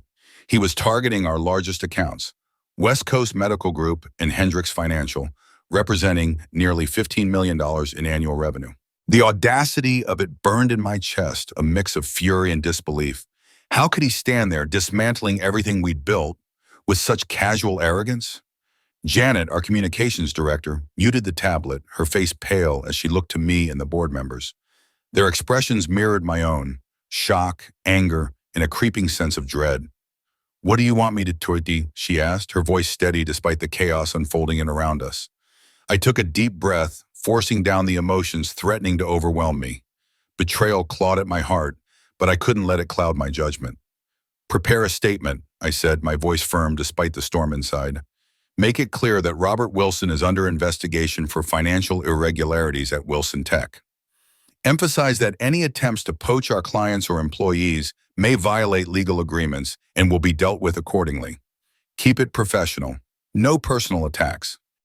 Janet nodded and left the room, her heels clicking against the polished floor. The moment she was gone, the boardroom erupted. Henry, our CFO, slammed his fist on the table. How can he start a competing business while he's under investigation for embezzlement? His voice trembled with outrage. His face flushed. This is insanity. Diane leaned forward, her legal mind already dissecting the problem. If he was terminated for cause, the non-compete clause may not hold up in court, she explained, her tone measured but urgent. But we still have confidentiality agreements, intellectual property protections, and client non-solicitation clauses. Those should give us leverage. Michael, our COO, turned to me, his brow furrowed. What about Jessica Miller? Yesterday she was handing over evidence against Robert. Today she's standing by his side like a loyal lieutenant. What's her game? I hesitated, the sting of Jessica's apparent duplicity still fresh. I think her cooperation was a ploy, I said, my voice low but steady. She fed me just enough truth to make her story believable, all while gathering intel on our plans for Robert. We should assume anything I shared with her has already reached him. Tom, our head of client relations, glanced at his phone, his face darkening. This is going to be a bloodbath, he muttered. I'm already getting texts from clients asking what the hell is going on. Then we need to get ahead of this, I said, my resolve hardening. Tom, I want you personally contacting every major client today. Reassure them, answer their questions, and keep them in our corner. Michael, prepare a financial stability report we can share with them. Diane, I need a full rundown of our legal options against Robert's new venture. Fiona, reach out to our investors and calm their nerves. They nodded, their expressions a mix of determination and unease. As the room emptied, a strange calm settled over me. This wasn't just a corporate battle, it was personal. Robert was trying to tear down everything we'd built, not just to hurt the company, but to punish me for standing up to him. For years, I'd played the role of the supportive wife, smoothing his path, swallowing my doubts and burying my own ambitions to prop up his. But his betrayal had shattered something inside me. Not my spirit, but the chains of self-doubt that had held me back for so long. He thought I'd crumble, retreat into the shadows where he'd always preferred me. He was wrong. Back in my office, I found Eleanor pacing by the window, her face a storm of frustration. I saw Robert's press conference, she said, her voice sharp. That manipulative bastard. And Jessica, after everything she told us yesterday, the nerve of that woman. I sank into my chair, my mind racing. It was a calculated move, I said. She gave me just enough verifiable information to gain my trust, then used our meeting to extract details about our strategy. Classic intelligence gathering. Eleanor raised an eyebrow, studying me. You're remarkably calm about this. Am I? I paused, considering. Maybe it's because, for the first time in our marriage, I see Robert clearly. The charm, the charisma, the devotion, it was all a facade. Tools he used to manipulate everyone around him, including me. Now that I'm no longer giving him what he wants, I'm seeing the man behind the mask. So what now? She asked, crossing her arms. I turned to my computer, pulling up a document I'd been working on since dawn. Now we fight, I said, my voice steady with newfound purpose. But we fight smart. Robert thinks he knows me, the accommodating wife who stayed in the background for 45 years. He's not prepared for the Barbara Wilson I'm becoming. The document on my screen was titled Operation Phoenix. It was more than a defense plan. It was a blueprint for transforming Wilson Tech into something stronger, more resilient than it had ever been under Robert's leadership. The first rule of war is to know your enemy, I told Eleanor, my confidence growing with every word. I've been married to Robert for decades. I know his strengths, his weaknesses, his blind spots, and I'm ready to use that knowledge. As I outlined the plan, I felt a surge of power I hadn't known I possessed. Robert had taken so much, my trust, my security, the recognition I deserved for my contributions to our company. But in doing so, he'd given me something invaluable, the freedom to discover my own strength. This battle wasn't just about saving Wilson Tech or punishing Robert. It was about claiming the life and identity I should have had all along. Barbara Wilson was done hiding in the shadows, and nothing, not Robert, not his new company, not even my own lingering doubts, would drag me back. The next morning, Portland's gray drizzle matched the heaviness in my chest. Robert's announcement had sent shockwaves through the industry, with tech blogs and business outlets dubbing it the Wilson War. Our stock had plummeted 8% in after-hours trading, and my inbox was flooded with emails. Clients demanding answers, employees seeking reassurance, media outlets fishing for a statement. I sipped my tea, scanning the messages, when one stood out. The subject line was stark. "We need to talk." It was from Jessica Miller. My finger hovered over the delete button. After her performance at Robert's press conference, I had no reason to trust her. Yet curiosity gnawed at me. What if she was telling the truth? What if she had information that could tip the scales in our favor? Against my better judgment, I opened the email. "Mrs. Wilson, I understand if you never want to speak to me again. What you saw yesterday wasn't what it seemed. I'm still gathering evidence against Robert, but I needed to maintain his trust to access certain records. Please meet me at the Japanese Garden at 10 o'clock a.m. Come alone. I have information that could change everything." JM. Skepticism battled intrigue. This could be a trap, a scheme to lure me into a vulnerable position or distract me during a critical moment. But if there was even a slim chance Jessica was being truthful, I couldn't ignore it. I forwarded the email to Eleanor and Michael, noting my plan to meet her but promising to stay in a public area with my phone's location services active. Then I called Detective Harrington. "Mrs. Wilson," he said, his voice brisk, "I was just about to call you. We've secured warrants to search Atlas Ventures' banking records based on your evidence." "That's good news," I replied. "But there's a development. Jessica Miller appears to be working with Robert again. She stood beside him at his press conference yesterday announcing his new venture, and now she's requesting a meeting, claiming she's still gathering evidence against him." Harrington paused. "That's complicated. If you meet her, stay in a public place. Don't go anywhere private and consider recording the conversation if Oregon law allows." "It's a one-party consent state," I confirmed, recalling a legal issue from years ago. "I'll record it." "Be careful, Mrs. Wilson," Harrington warned. "Your husband is facing serious charges. People can get unpredictable when cornered." I dressed carefully, choosing a tailored pantsuit that felt like armor for the confrontation ahead. The Japanese Garden was a strategic choice on Jessica's part, I suspected. Its serene beauty hid winding paths and secluded corners, perfect for a private conversation, but less than ideal for security. I arrived early, paid the entrance fee, and settled on a bench near the koi pond where I could see anyone approaching. The garden was quiet, the drizzle keeping most visitors away. A few tourists snapped photos, and a group of art students sketched the meticulously arranged stones.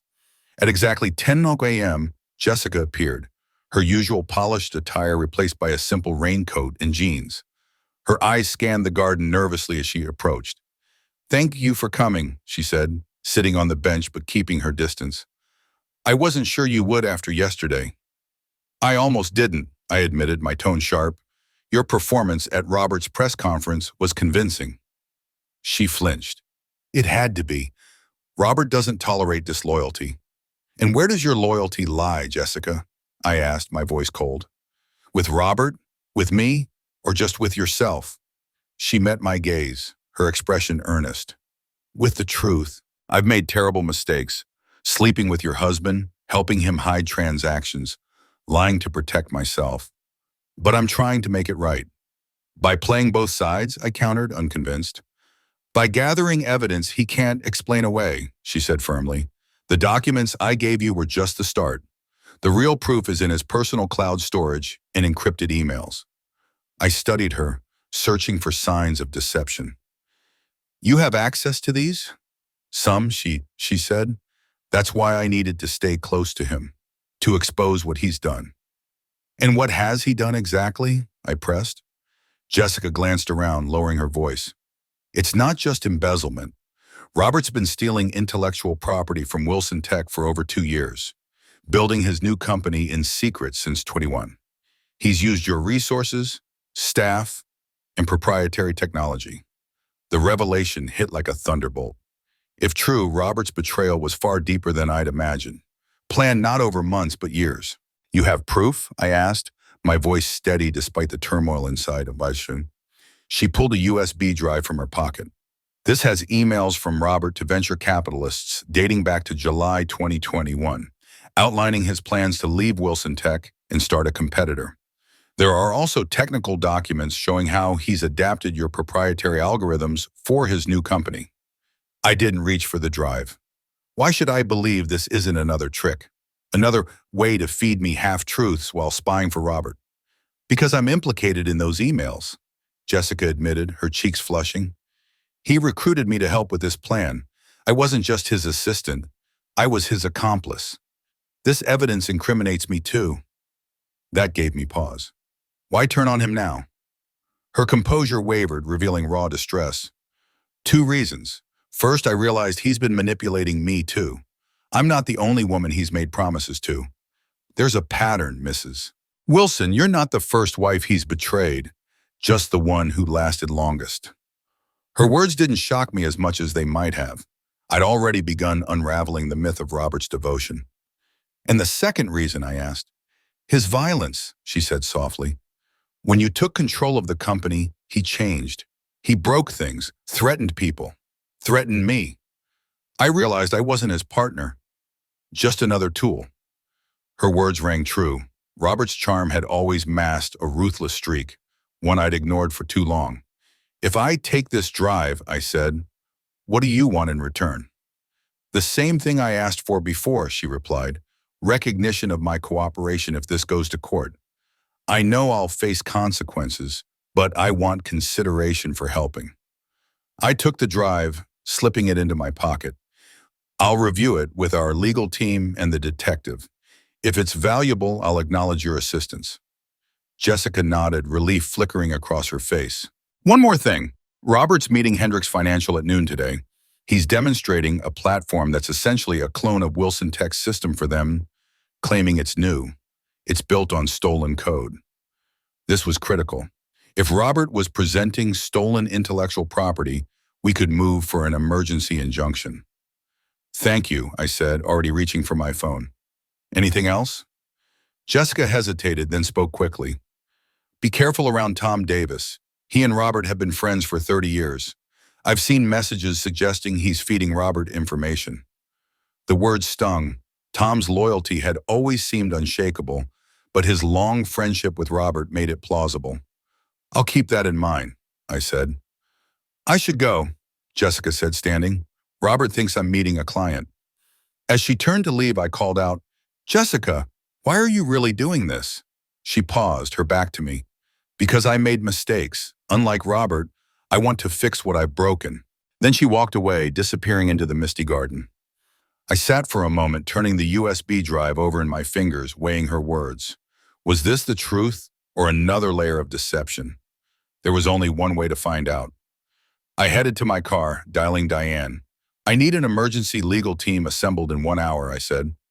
We may need to file an injunction against Robert's company immediately and discreetly limit Tom Davis's access to sensitive information until further notice.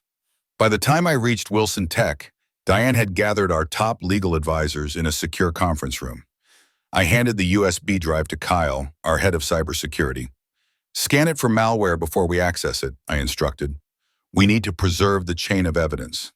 It's clean, Kyle confirmed after running checks. Want me to access the contents? Yes, but in a secure environment, I said. This could be part of legal proceedings. As Kyle worked, I briefed the team on Jessica's claims, Robert's theft of intellectual property, his secret plans since 2021, and his upcoming meeting with Hendricks Financial. If we can prove he's using stolen code, Diane said, scribbling notes, we can get an injunction. But we need hard evidence, not just Jessica's word. Hopefully that's what's on the drive, I said, my voice steady but my heart racing. The battle was just beginning, but for the first time I felt ready, not just to defend Wilson Tech, but to reclaim my own power. Robert had underestimated me for the last time. As I sat in the passenger seat, my fingers drumming nervously on the armrest, I responded to Kyle's suggestion about checking the access logs.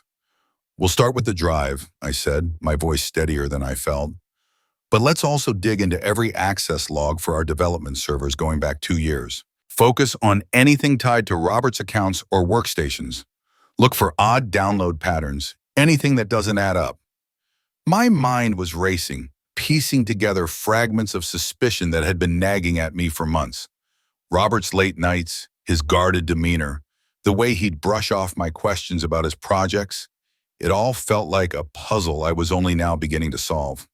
The betrayal stung, not just professionally but personally, cutting into the trust I'd built with him over decades. 20 minutes later, Kyle returned, his face a mix of resolve and unease, like someone who'd just uncovered a truth too heavy to carry lightly. "Mrs. Wilson," he said, his tone formal yet urgent, "you need to see this." My heart sank as he spoke, a cold knot forming in my stomach. He led me to the conference room where he connected his laptop to the display, revealing a digital trail of deceit that confirmed Jessica's warnings. The drive was a treasure trove of damning evidence.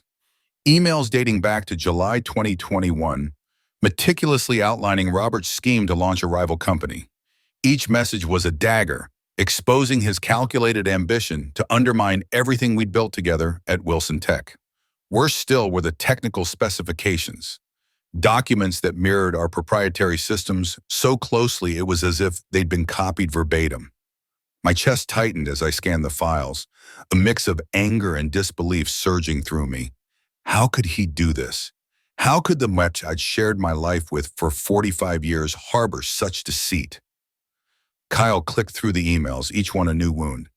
They detailed Robert's negotiations with investors, marked highly confidential, discussing funding for his so-called Project Phoenix. The name hit me like a slap. Phoenix, the same code name I'd chosen for our own strategic overhaul.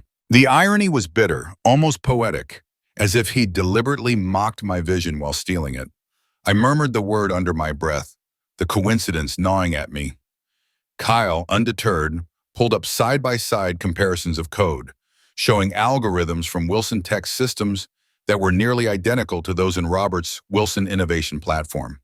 The audacity of it, naming his betrayal after our company, made my blood boil.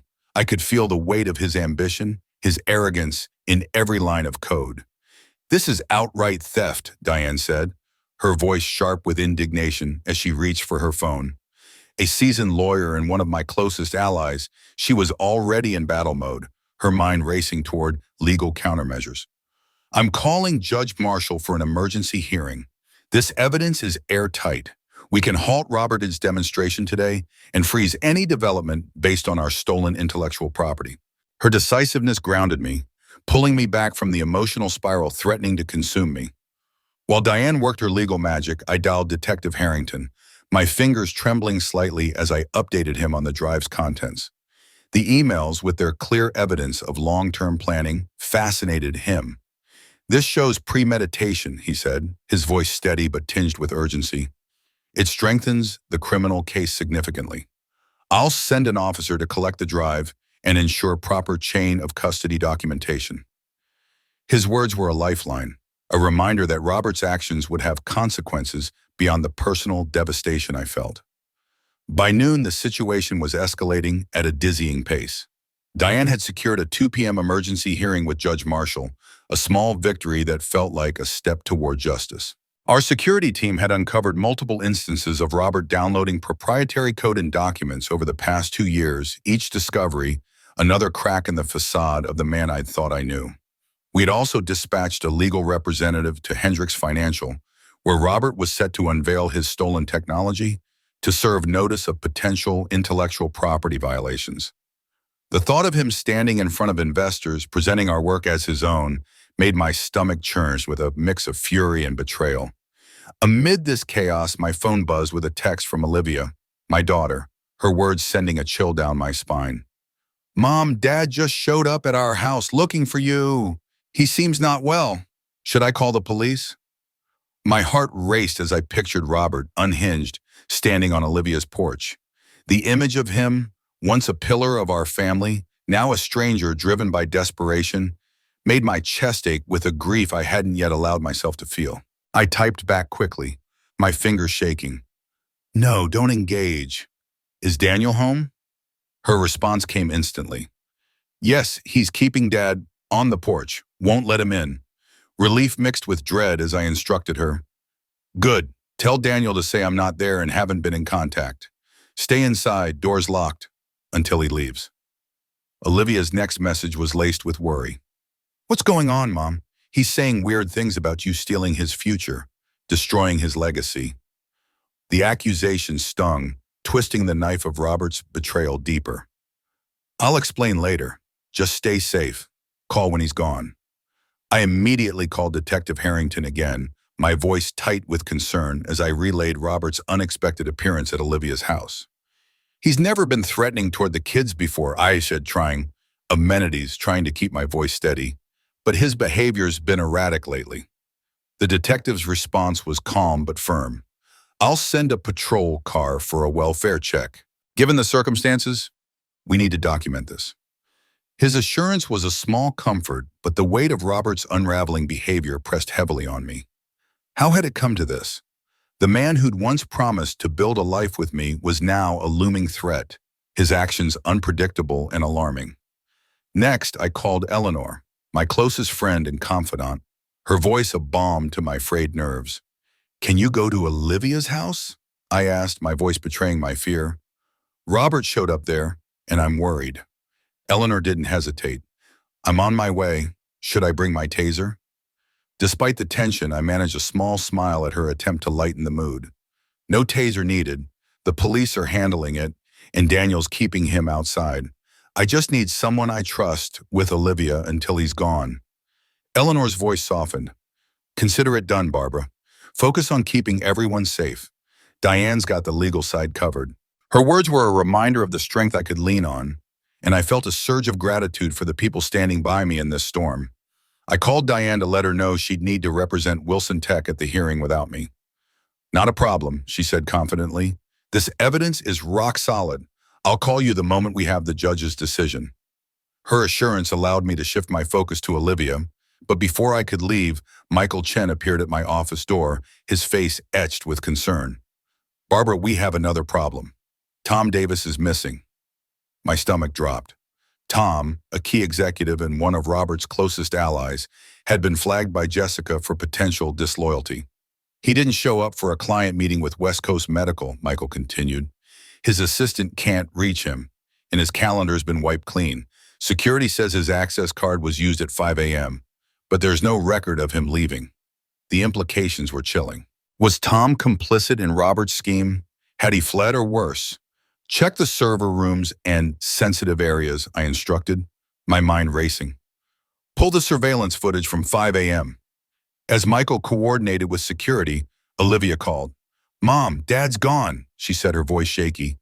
The police came and he left without incident. But he didn't look good. Unshaven, rumpled clothes, bloodshot eyes. This isn't like him. Her concern mirrored my own. A pang of sorrow for the man Robert used to be mingling with my anger.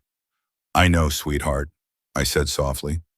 I'm worried too, but right now we need to keep everyone safe while we handle the legal side. I'm coming to your house to explain everything. When I arrived at Olivia's charming Tudor-style home in the West Hills, Eleanor's car was already in the driveway, alongside a police cruiser. Inside, Olivia and her husband Daniel sat in the living room with Eleanor and Officer Torres, a young policeman with a calm demeanor. Mrs. Wilson, Torres said, your husband left peacefully, but he made some concerning statements. He accused you of stealing his life and destroying his legacy. When I asked if he was threatening you, he said, it's not a threat, it's a promise. She'll regret what she's done. Olivia gasped, her hand flying to her mouth, and Daniel's jaw tightened. Isn't that enough for a restraining order? He asked. Torres hesitated. It's a gray area, but for the situation, I'd recommend considering one. We'll increase patrols in your neighborhoods. After Torres left, Olivia turned to me, her eyes wide with fear. Mom, you need to tell us everything. For the next hour, I laid out the full scope of Robert's betrayal, the embezzlement, the intellectual property theft, the years of secret planning to build a rival company while pretending to be a devoted husband and partner. Olivia and Daniel listened in stunned silence, their faces reflecting the same shock and pain I felt. I can't believe Dad would do this, Olivia said, her voice breaking. Cheating on you, I can almost understand. But stealing from his own company, Planning it for years while acting normal, that's pathological. Daniel nodded, his expression grim. It explains his secrecy about the business, the mysterious trips, the private server at home no one could touch. A private server? I asked, my heart skipping a beat. Daniel looked surprised. In his home office, behind the bookcase, he said it was for personal backups, but it was overkill for that. My mind raced. A server installed around the time Robert began plotting his exit was no coincidence. We need access to that server, I said, my voice firm. It could hold more evidence. Olivia frowned. But it's in the house, and Dad's probably changed the locks. I may still have legal rights to enter, I pointed out, since my name's on the deed and we haven't filed for divorce. But given his state of mind, I don't want to risk a confrontation. Eleanor suggested a court order, and I agreed, texting Detective Harrington about the server. My phone buzzed with a call from Diane. Good news, she said. Judge Marshall granted the injunction. Robert's barred from demonstrating or developing our stolen technology. The marshals are serving the papers at Hendricks Financial now. Relief washed over me, tempered by her next words. Security found something on the footage. Tom was in the building at 5 a.m. with Robert. My worst fears about Tom's loyalty were confirmed. Have them scan the servers for any copied or modified files, I said. And let's call an emergency board meeting tomorrow to discuss Tom's removal. As I updated Olivia, Daniel, and Eleanor, Daniel asked the question on everyone's mind. What's Robert's endgame? Even with stolen tech, the legal battles would crush him. I sighed, exhaustion creeping in. I don't think he's thinking rationally anymore. This feels like a vendetta against me, against Wilson Tech, against anyone who challenges his control. Eleanor nodded. Men like Robert don't handle losing power well. Detective Harrington texted back. We're preparing a warrant for the server. Judge Reynolds is expediting it. You can be present, but must stay outside until the premises are secured. I thanked him, my mind still reeling from Robert's erratic behavior. As Olivia showed me to the guest room, my phone chimed with an email from Robert, titled One Last Chance. My heart pounded as I opened it.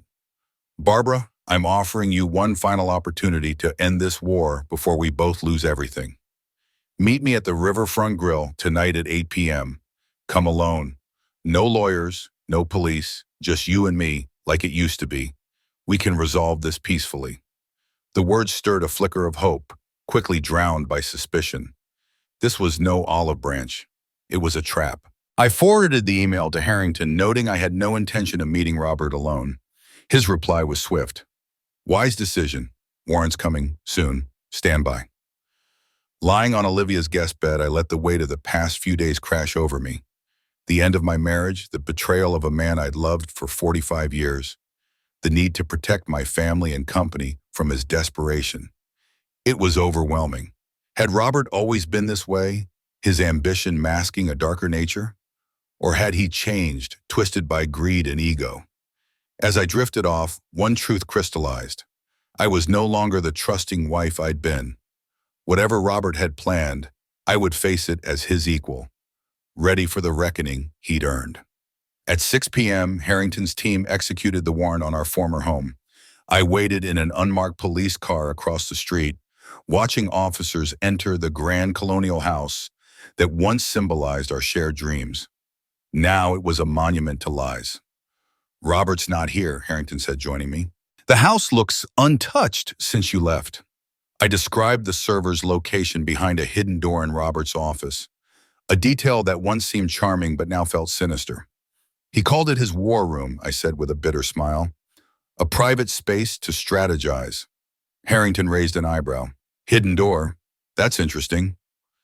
20 minutes later, an officer emerged with a small black server rack. Found it where you said, she reported.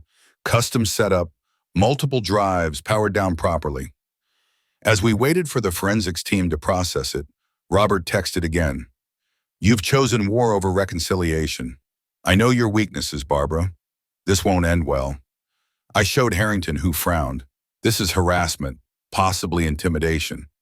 We'll document it for a restraining order. As I sat there, staring at the house, I felt a mix of resolve and sorrow. The man I'd loved was gone. replaced by a stranger consumed by vengeance. But I was ready, not as his victim, but as the woman who would bring him to justice. The sterile hum of the police station felt like a distant echo as Detective Harrington turned to me, his voice steady but laced with concern. "Mrs. Wilson, we'll need to process everything at the station. Would you prefer to join us or head back to your hotel?" The thought of returning to that empty hotel room, Robert's cryptic, threatening message still burning in my mind, sent a shiver down my spine. The idea of solitude was unbearable, haunted by the specter of his words. "I'd rather come with you, if that's all right," I said, my voice quieter than I intended, betraying the unease churning inside me. The station was unexpectedly calm for a Tuesday evening, a stark contrast to the chaos in my heart. They led me to a small conference room, its walls plain but oddly comforting in their simplicity. Down the hall, the forensics team was already dissecting Robert's server, unraveling the secrets he'd hidden for God knows how long. Detective Harrington, with a kindness that felt genuine, arranged for coffee and sandwiches, warning me it could be a long night. The gesture, small as it was, grounded me in the moment, a tether to reality as my world threatened to spiral. As we settled into the wait, I noticed the glint of Harrington's wedding band, a subtle reminder of a life beyond these walls. "How long have you been married, Detective?" I asked, craving a distraction from the storm in my head. He smiled, a warmth softening his features. 12 years, he said, his voice tinged with pride. "My wife's a pediatrician. We met during a case at her hospital, pure chance, but the best kind." I nodded, letting the number sink in. 12 years, I murmured. "That's when you're still weaving a life together, still seeing the spark in each other, the promise of what's to come." My words carried a weight I hadn't meant to reveal, a quiet ache for something I wasn't sure I'd ever truly had. Harrington's gaze met mine, his eyes sharp but kind, as if he could see the cracks in my carefully composed facade. "Mrs. Wilson, if I may, when did you first start to wonder if your husband wasn't the man you believed him to be?" The question hit like a gust of cold wind, catching me off guard.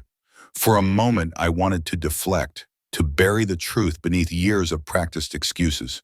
But something in his steady presence made me want to unravel the tangled threads of my life.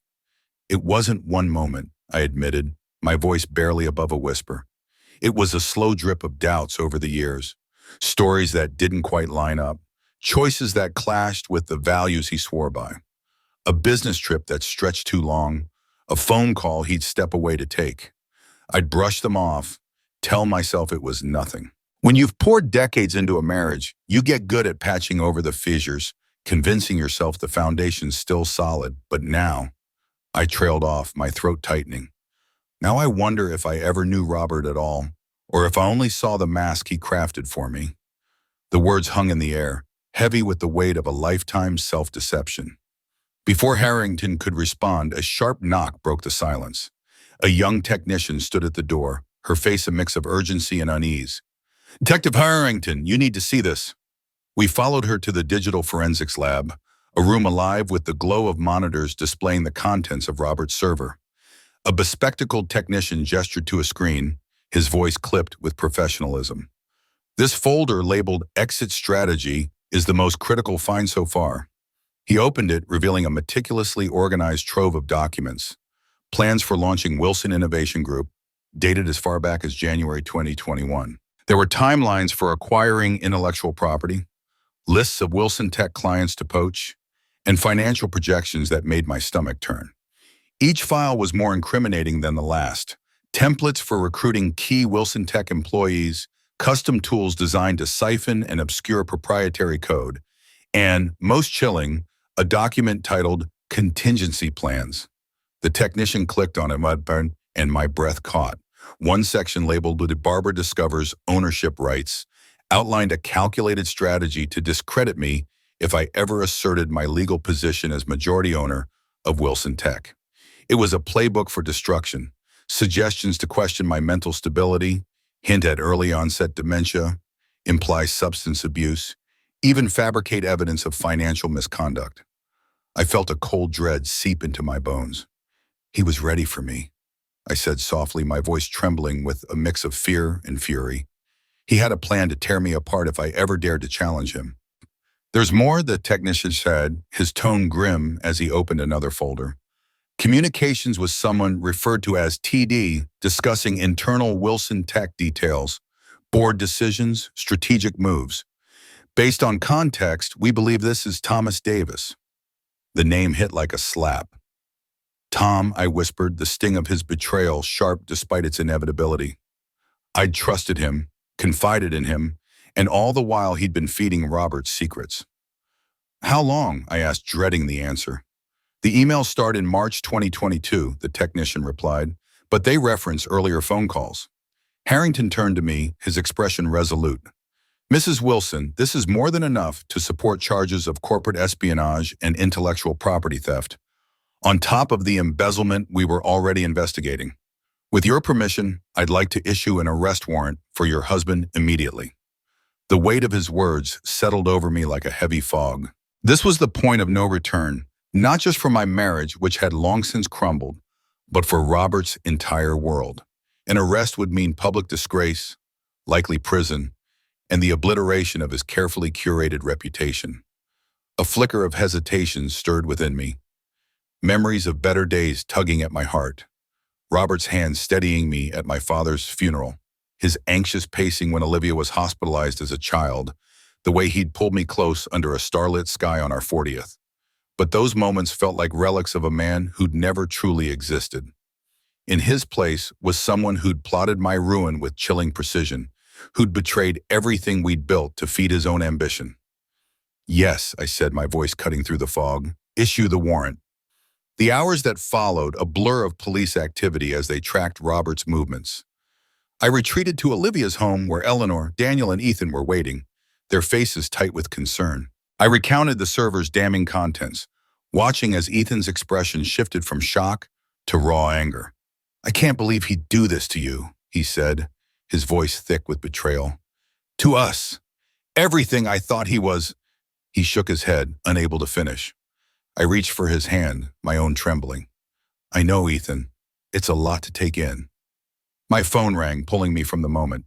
It was Michael Chen, his voice urgent with updates from Wilson Tech. Barbara, news of the arrest warrant is spreading. The stock's all over the place, and we're drowning in media inquiries. How do you want to handle this? I took a deep breath, steadying myself. We face it head on and schedule a press conference for tomorrow morning. We'll address everything. The leadership transition, the legal actions against Robert and his new venture. Our path forward. No dodging, no spin, just the truth. After the call ended, exhaustion crashed over me, the adrenaline of the past days ebbing away. Eleanor, ever perceptive, suggested I rest. The police will call when there's news, she said gently. You've done all you can tonight. I nodded, retreating to the guest room, but sleep remained elusive, my mind racing with the wreckage of my life. Just as I began to drift off around midnight, my phone buzzed with Detective Harrington's number. Mrs. Wilson, sorry to call so late, but you should know we can't find Robert. He's not at his apartment, his office, or any known associates' homes. His passport hasn't been used, and his credit cards are inactive since this afternoon. My heart raced. You think he's running? I asked, wide awake now. It's possible, Harrington said carefully. Or he could be staying somewhere we haven't identified yet.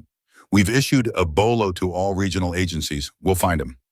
After the call ended, I lay staring at the ceiling, my mind conjuring images of where Robert might have gone, what he might be planning. The man I'd uncovered, calculating, vengeful, willing to destroy what he couldn't control, was capable of far more than I'd ever imagined. Morning arrived too soon, gray light seeping through the curtains as I dressed for the press conference. I chose a tailored navy suit, its crisp lines a kind of armor for the public ordeal ahead. Eleanor arrived to drive me, her quiet strength a balm, bringing coffee and words of support. You're doing what's right, she said as we headed to Wilson Tech headquarters, taking control, facing this head on. The scene at headquarters was controlled chaos. Security quadrupled, media vans clogging the streets, a makeshift press area set up in the lobby. Michael met us at the service entrance, updating me on preparations. The board's fully briefed and behind you. Tom Davis has been removed as a director and terminated. We've got statements ready for all likely questions, including Robert's disappearance. At 9:45, as I reviewed my notes in a conference room off the lobby, my phone rang. An unfamiliar number. Mrs. Wilson, a woman's voice asked. Sergeant Martinez, Oregon State Police. We found your husband's car at Vista Point Overlook on Highway 26. He's empty, but there's a note addressed to you inside. My pulse surged. What does it say? I asked, my voice tight. I'm not authorized to open it, ma'am, she replied. But given the location, an empty car at a clifftop overlook, we're treating this as a potential suicide situation. Search and rescue teams are sweeping the ravine below. The words tilted the ground beneath me. Despite everything, his betrayal, his schemes, I'd never wanted harm to come to him. The thought of Robert choosing death over accountability was a gut-wrenching sorrow I wasn't prepared for. I need to be there, I said, already moving, my mind a storm of resolve and grief. Eleanor drove me to Vista Point, the 30-minute journey heavy with unspoken fears. The overlook was cordoned off, police tape fluttering in the wind, emergency vehicles scattered across the serene viewpoint. Robert's silver Mercedes sat at the center, driver's door ajar, keys still in the ignition, a frozen snapshot of his escape. Sergeant Martinez met us, her face professional but softened by empathy. Mrs. Wilson, I'm sorry to meet like this. The note's in the car, if you want to read it. With Eleanor's hand on my arm, I approached the vehicle, my heart pounding. On the passenger seat lay a sealed envelope, my name scrawled in Robert's unmistakable hand. My fingers trembled as I opened it, unfolding a single sheet of paper. Barbara, it read, by the time you read this, I'll be gone. Not in the way they'll think. I'm not leaping off some cliff. But I won't face public shame or a cells. I've made plans. Know this, I loved you once, in my own way, but I was never built for one life, one company, one self. What you call betrayal, I saw as growth. My only misstep was underestimating you. You were always fiercer than I realized. Goodbye, R. I read it twice, each word a fresh wound, and then handed it to Martinez. He's not dead, I said, my voice steady despite the ache. This is just another move in his game, another way to twist the story. She nodded, scanning the note. I agree. This suggests he's fled, not to harm himself. We'll widen the search and alert federal authorities in case he's trying to cross borders. Driving back to Portland, a quiet clarity settled over me. Robert was gone, perhaps for good, perhaps not, but his grip on my life was severed. The press conference went forward, though we tweaked the messaging to address his disappearance. Standing at the podium, cameras flashing like a storm, I told our story with raw candor. The decades building Wilson Tech, my legal ownership since 2003, Robert's embezzlement and espionage, the legal steps to safeguard our assets. Wilson Tech, I said, meeting the camera's gaze, was never one person's dream. It's the work of hundreds of brilliant, devoted people, myself included. Though today's pain runs deep, our future shines bright. We'll lead with integrity, innovation, and truth. Thank you. The questions came fast, circling Robert's whereabouts and the charges against him. I answered each one directly, neither shielding nor vilifying the man who'd been my husband. He'd made his choices. I'd made mine. In the weeks that followed, his betrayal and disappearance turned into a business legend, splashed across headlines and dissected in industry analysis. Authorities tracked his trail to Mexico, losing him when he likely secured false papers. The global search continued, but the case against him solidified in his absence. Wilson Tech not only endured but flourished. After 3 months as interim CEO, Michael took the permanent role, with me and chairwoman of the board. We enacted reforms to prevent unchecked control, rebuilt client trust, and even reclaimed Hendricks Financial after their issues with Wilson, Innovation Group's flawed platform. For me, life found a new cadence, professional purpose at Wilson Tech, deeper ties with my children and friends, and the quiet thrill of defining myself anew. I left Olivia's guest room for a sunlit condo in the Pearl District, filling it with art and books Robert had once dismissed as too much. 6 months after Robert vanished, a postcard arrived from some nameless tropical place. No words, just a chess queen sketched alone on an empty board. his final nod to my triumph in the game he'd begun. I didn't keep it. I didn't need it. After 45 years, my husband had left me for his assistant, never knowing I held his empire. But in losing all he'd claimed, Robert had given me something invaluable: the freedom to discover who Barbara Wilson was and what she could become. That was a gift I'd never give back.